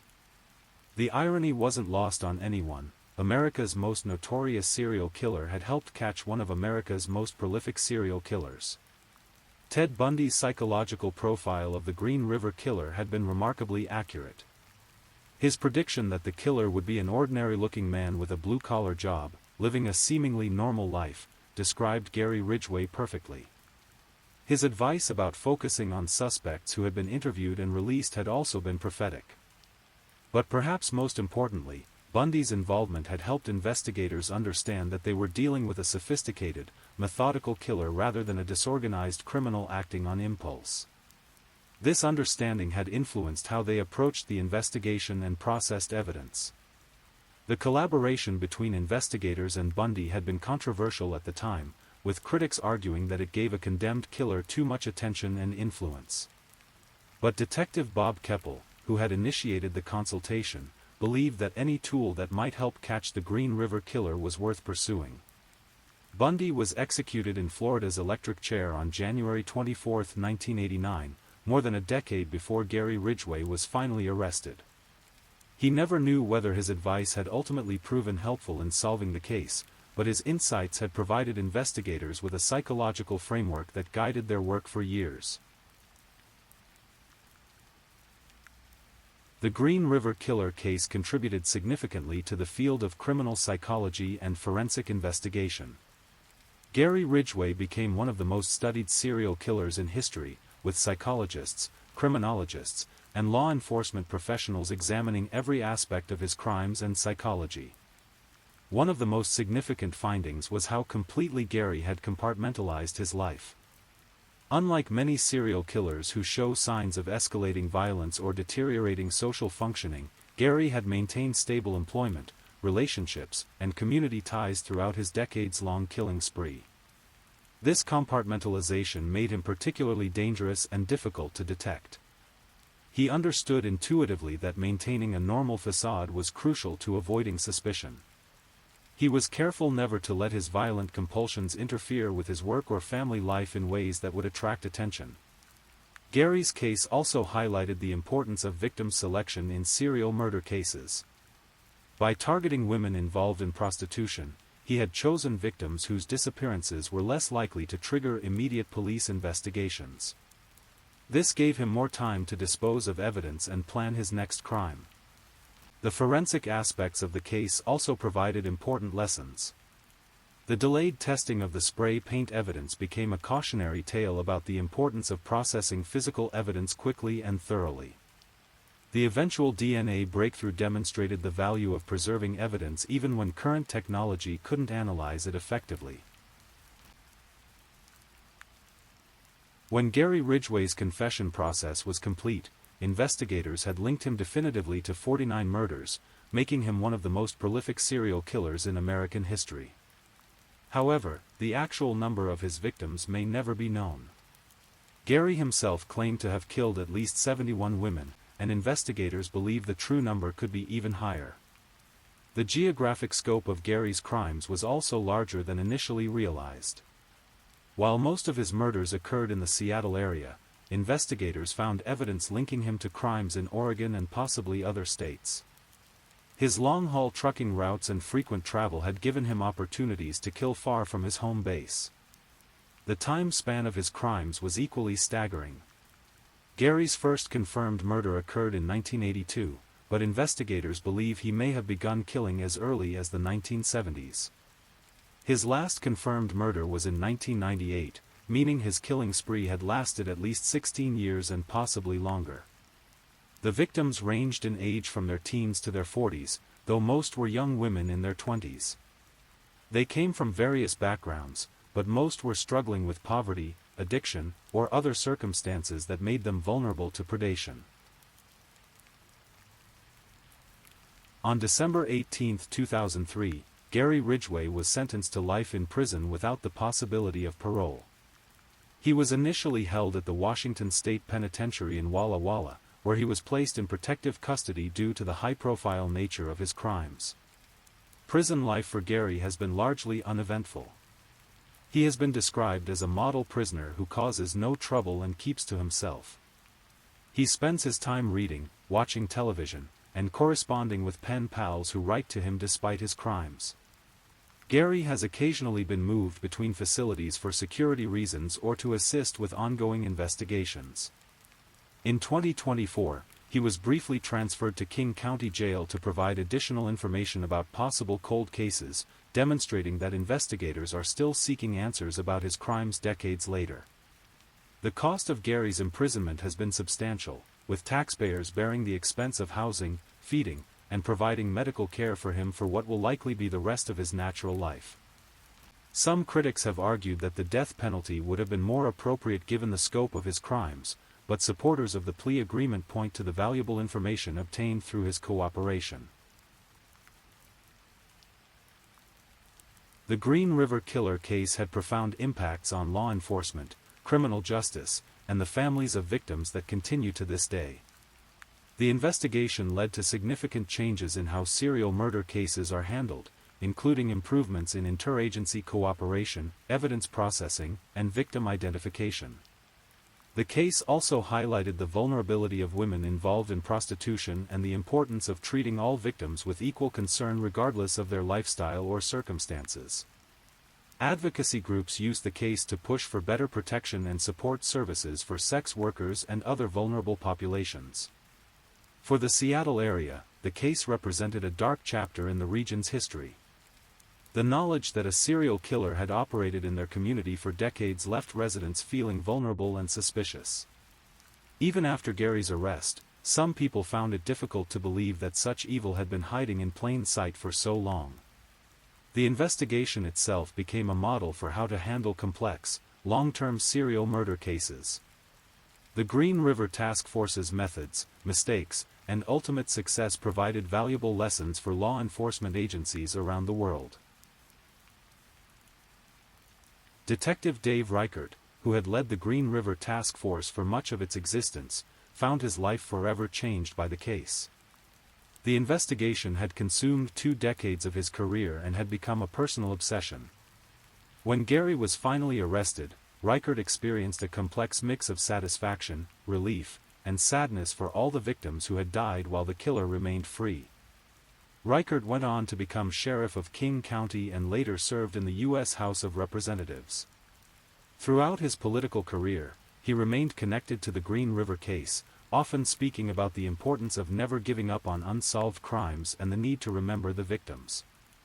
In his later writings and speeches about the case, Reichert emphasized that the investigation's success was due to the persistence and dedication of dozens of investigators over many years.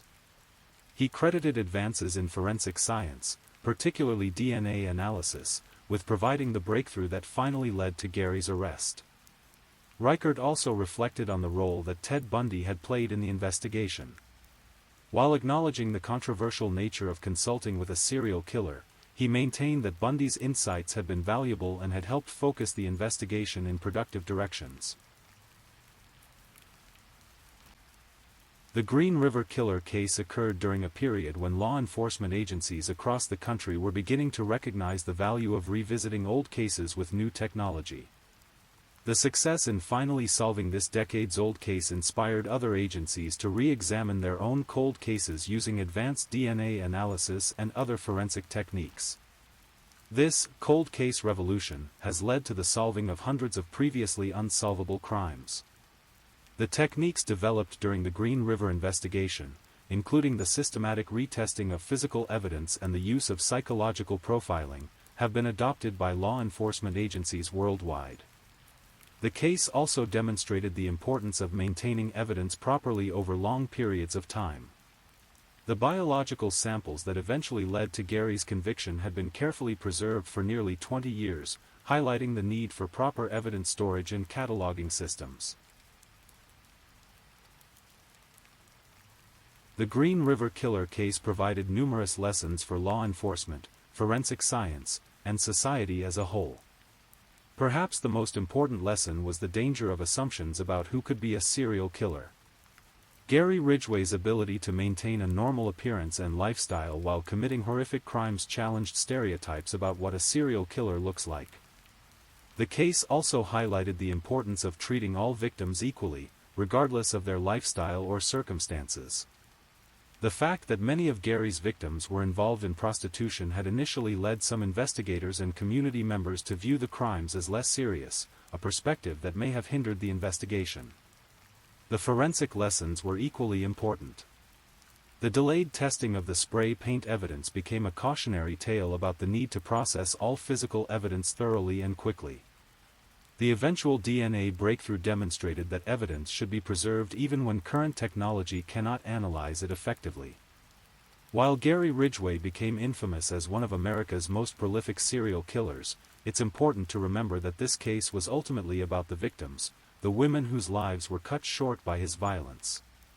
Each of these women had hopes, dreams, families, and people who loved them. Many of the victims were struggling with difficult circumstances, poverty, addiction, abusive relationships, that made them vulnerable to predation. Rather than judging them, their stories serve as a reminder of the need for better social support systems and protection for society's most vulnerable members. Some of the victims were mothers, leaving behind children who grew up without them. Others were daughters who never had the chance to reconcile with estranged families. All of them deserved better than the fate they encountered when they crossed paths with Gary Ridgway. The Green River Killer case serves as a reminder that behind every crime statistic is a human being whose life mattered. The long investigation and eventual conviction provided some measure of justice for these women, but nothing could bring them back or fully heal the wounds left by their loss. Despite Gary Ridgway's extensive confessions and cooperation with investigators, many questions about his crimes remain unanswered. His claims about the total number of his victims have never been fully verified, and investigators believe there may be additional murders that he either forgot about or chose not to disclose. The geographic scope of his crimes also remains unclear. While most of his confirmed murders occurred in the Seattle area, Gary traveled extensively for work and personal reasons, providing opportunities to commit crimes in other locations. Some unsolved murders in other states bear similarities to his known crimes, but definitive links have been difficult to establish. Gary's motivations also remain somewhat mysterious. While he provided extensive details about his methods, his explanations for why he killed were often contradictory or superficial.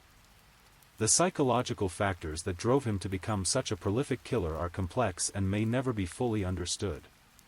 The Green River Killer case stands as one of the most significant criminal investigations in American history. It spanned nearly 3 decades, involved hundreds of investigators, and ultimately led to the conviction of one of the country's most prolific serial killers. The case demonstrated both the power and limitations of criminal investigation techniques. Traditional detective work, psychological profiling, and forensic science all played crucial roles in eventually solving the case, but it also showed how a determined and careful killer could evade capture for decades. The involvement of Ted Bundy added an unprecedented element to the investigation.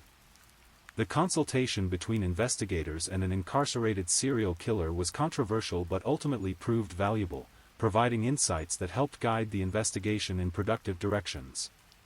Perhaps most importantly, the case highlighted the vulnerability of society's most marginalized members and the need for better protection and support systems for those at risk. As we reflect on this case, it's remarkable how accurately Ted Bundy's psychological profile predicted the characteristics of the Green River Killer. Bundy had described a methodical, organized killer who would appear normal to his community, a prediction that described Gary Ridgway with eerie precision. During one of his prison interviews, Bundy had told investigators, "He's probably someone you've already talked to. He'll be ordinary-looking, well-spoken when he needs to be, and he'll have convinced everyone around him that he's just a regular guy." These words proved prophetic when Gary was finally arrested at his workplace, surrounded by co-workers who couldn't believe the quiet painter could be capable of such horrors. Bundy had also predicted that the killer would be patient, willing to wait for the right opportunity rather than acting impulsively. Gary's methods bore this out. He would sometimes follow potential victims for days before making his move, and he would carefully scout dump sites to ensure they were isolated and unlikely to be discovered quickly. The collaboration between Bundy and the investigators represented one of the first times that law enforcement had systematically used one serial killer's insights to catch another. This approach has since been refined and institutionalized in the FBI's Behavioral Analysis Unit, which regularly uses psychological profiling to assist in criminal investigations. While psychological profiling provided crucial insights into the killer's mindset, it was ultimately advances in DNA technology that led to Gary Ridgway's arrest.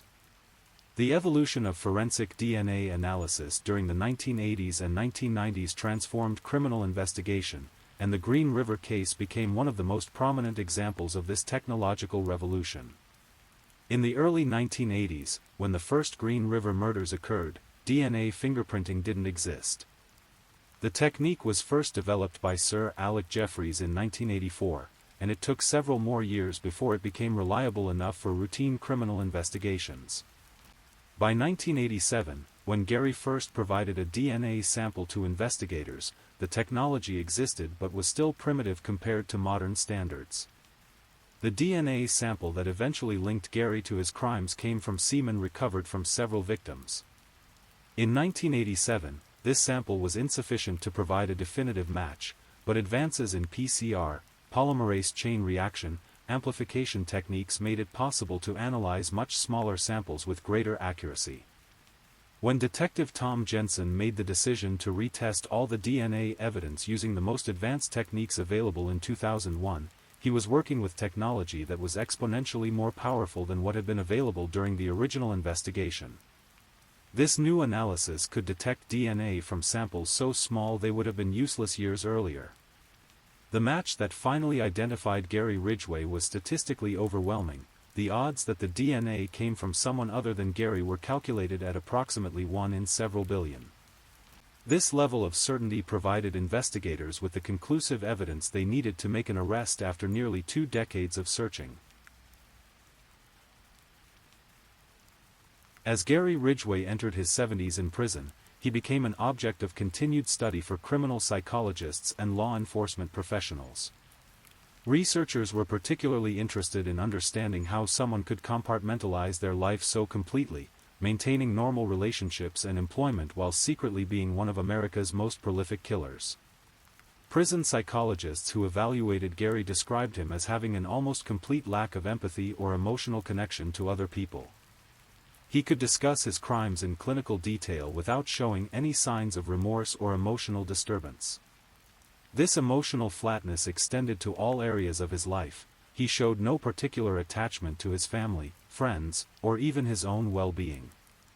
Gary's intelligence, while limited in some areas due to his learning disabilities, was focused and practical when it came to avoiding detection. He had intuitively understood that maintaining a normal facade was crucial to his survival as a serial killer, and he had developed elaborate systems for managing his double life. In his prison interviews, Gary revealed that he had sometimes felt compelled to inject himself into the investigation. He had called in tips about bodies he himself had placed, attended community meetings about the murders, and even expressed sympathy to coworkers who were worried about the killer. These behaviors demonstrated his need for control and his enjoyment of his secret knowledge. One of the most disturbing aspects of Gary's psychology was his complete dehumanization of his victims. He consistently referred to them as objects rather than people and seemed genuinely puzzled when investigators asked about their individual personalities or circumstances. To Gary, they had been interchangeable components in his fantasy life rather than human beings with their own hopes and fears. For many families of Gary's victims, his arrest and confession provided the first concrete answers they had received in decades. The not knowing had been perhaps the most torturous aspect of their ordeal, wondering whether their loved one was still alive somewhere, whether she might someday return home, whether they should continue hoping or begin grieving. Mary Bridget Meehan, whose daughter was among Gary's victims, described the mixture of relief and devastation she felt when finally learning the truth. "Part of me had always held on to hope that maybe she was just somewhere else, living a different life," she told investigators. Having that hope finally end was both the worst and best thing that could have happened. The confession process allowed some families to recover personal items that Gary had kept as trophies. Wedding rings, identification cards, and pieces of jewelry were returned to families who had given up hope of ever seeing these mementos again. For many, these items became precious connections to their lost loved ones. Gary's detailed descriptions of the murders also provided families with information about their loved ones' final moments. While this information was often painful to hear, many families expressed gratitude for finally knowing what had happened. The uncertainty had been harder to bear than even the worst truth. Some families chose to attend Gary's court hearings, wanting to see the man who had taken their loved one's life. Many were struck by how ordinary he appeared, a small, balding man in his 50s who looked like he could be anyone's father or grandfather. The banality of evil was perhaps the most disturbing aspect of finally meeting their loved one's killer. Detective Dave Reichert's dedication to the Green River case became legendary within law enforcement circles. He had been present at the discovery of the first victims in 1982 and had worked on the case continuously for over 20 years, making it one of the longest-running investigations in American history. Reichert's approach to the case was both methodical and intuitive. He maintained detailed files on every aspect of the investigation and regularly reviewed old evidence looking for connections that might have been missed. He also developed a deep understanding of the killer's psychology, often correctly predicting where bodies might be found or what the killer's next move might be. The emotional toll of the investigation on Reichert was enormous. He had seen dozens of crime scenes, interviewed hundreds of grieving family members, and lived with the constant pressure of knowing that the killer was still out there claiming new victims. His dedication to the case strained his marriage and affected his health, but he never considered giving up. When Gary was finally arrested, Reichert experienced a complex mix of emotions. There was satisfaction in finally catching the killer who had haunted him for 2 decades, but also sadness for all the victims who had died while Gary remained free. Reichert often wondered whether different decisions during the investigation might have led to an earlier arrest and fewer victims. In his later reflections on the case, Reichert emphasized the importance of never giving up on unsolved crimes. He believed that advances in technology, changes in witness willingness to cooperate, and the passage of time could all contribute to eventually solving even the most challenging cases. The Green River case contributed significantly to the scientific understanding of serial murder. Gary Ridgway became one of the most extensively studied serial killers in history, with his psychological evaluations, confession transcripts, and behavioral patterns providing valuable data for criminal psychologists and law enforcement professionals. One of the most significant findings was the extent to which Gary had been able to compartmentalize his life. Unlike many serial killers who show escalating signs of violence or social dysfunction, Gary had maintained stable employment and relationships throughout his killing spree. This finding challenged some existing theories about serial killer behavior and highlighted the danger of assuming that serial killers would necessarily display obvious warning signs. Gary's victim selection patterns also provided important insights into serial killer behavior. His focus on women involved in prostitution was both opportunistic and psychological. These women were easier to access and less likely to be immediately missed, but Gary also harbored deep-seated hatred and contempt for them that satisfied his psychological needs. The geographic patterns of Gary's crimes revealed sophisticated planning and risk management. He had deliberately scattered his dump sites across a wide area to make investigation more difficult, and he had avoided creating obvious patterns that might lead investigators to him. This level of organization and forward thinking was remarkable given his limited formal education and measured intelligence. Researchers were also fascinated by Gary's ability to return to normal life immediately after committing murders. Unlike killers who might need time to process what they had done or who might show signs of stress or emotional disturbance, Gary could kill someone and then go home to have dinner with his wife as if nothing had happened. The Green River case captured public attention in ways that few criminal cases had before. The combination of the high victim count, the long investigation, and the eventual involvement of Ted Bundy created a story that fascinated true crime enthusiasts and the general public alike. Media coverage of the case evolved significantly over the 20-year investigation. In the early 1980s, coverage focused primarily on the discovery of bodies and the police investigation. As the case continued without resolution, media attention waned, with only occasional updates when new victims were discovered or significant developments occurred. The arrest of Gary Ridgway in 2001 reignited intense media interest. News outlets around the world covered the story, and Gary's confession process was followed closely by reporters and true crime writers. The revelation of Ted Bundy's involvement in the investigation added another layer of public fascination.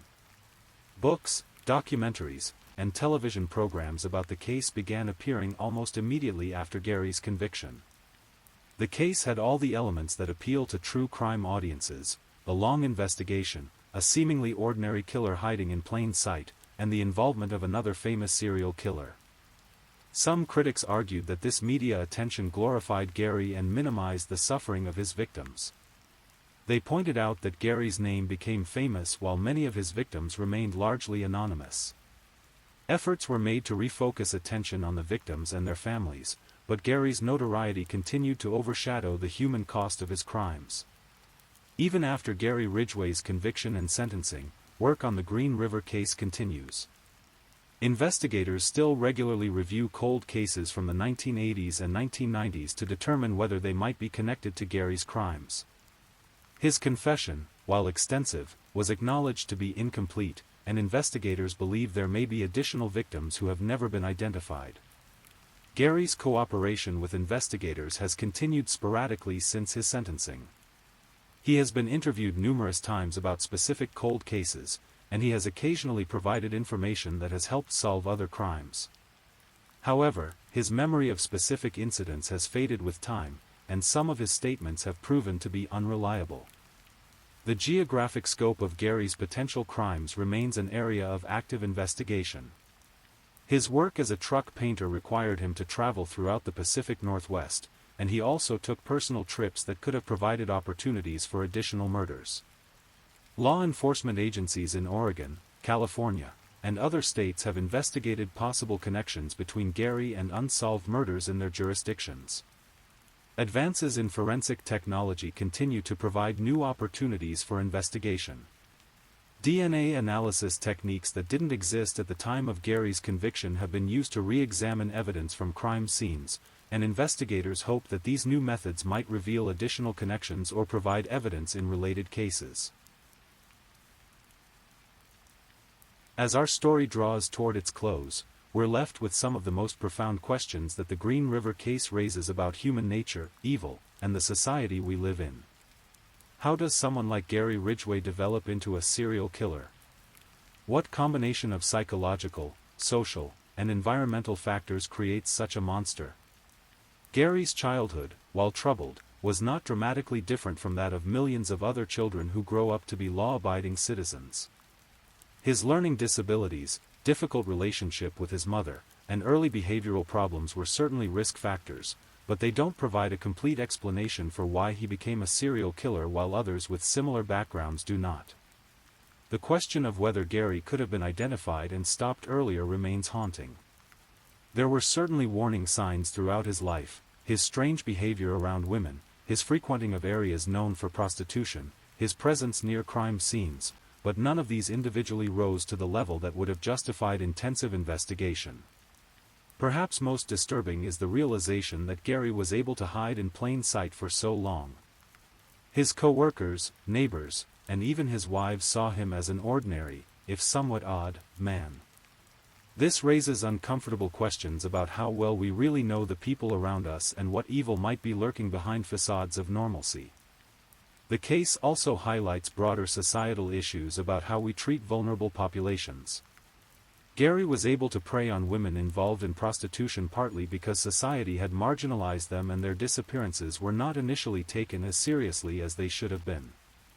This speaks to larger questions about whose lives are valued and who deserves protection.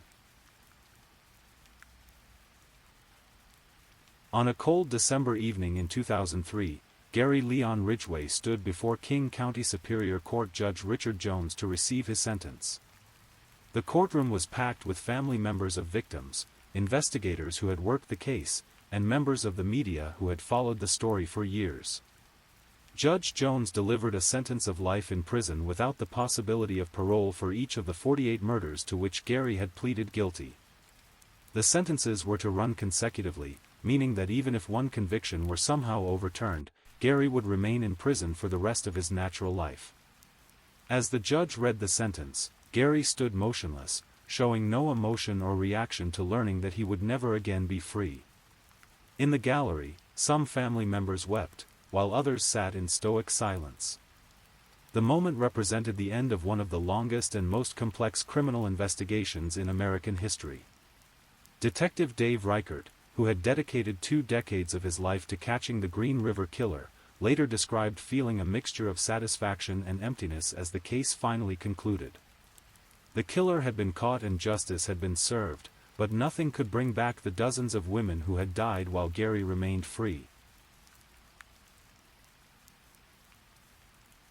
As we conclude this long journey through one of America's most notorious serial killer cases, it's important to reflect on what the Green River murders teach us about crime, investigation, and human nature. The case demonstrates the importance of persistence in criminal investigation. Despite decades of frustration and false leads, investigators never gave up on finding the killer. Their dedication ultimately led to justice for Gary's victims and provided closure for their families. The role of technology in solving the case cannot be overstated.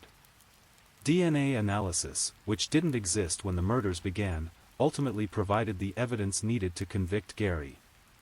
This highlights the importance of preserving evidence and the potential for future technological advances to solve even the most challenging cases.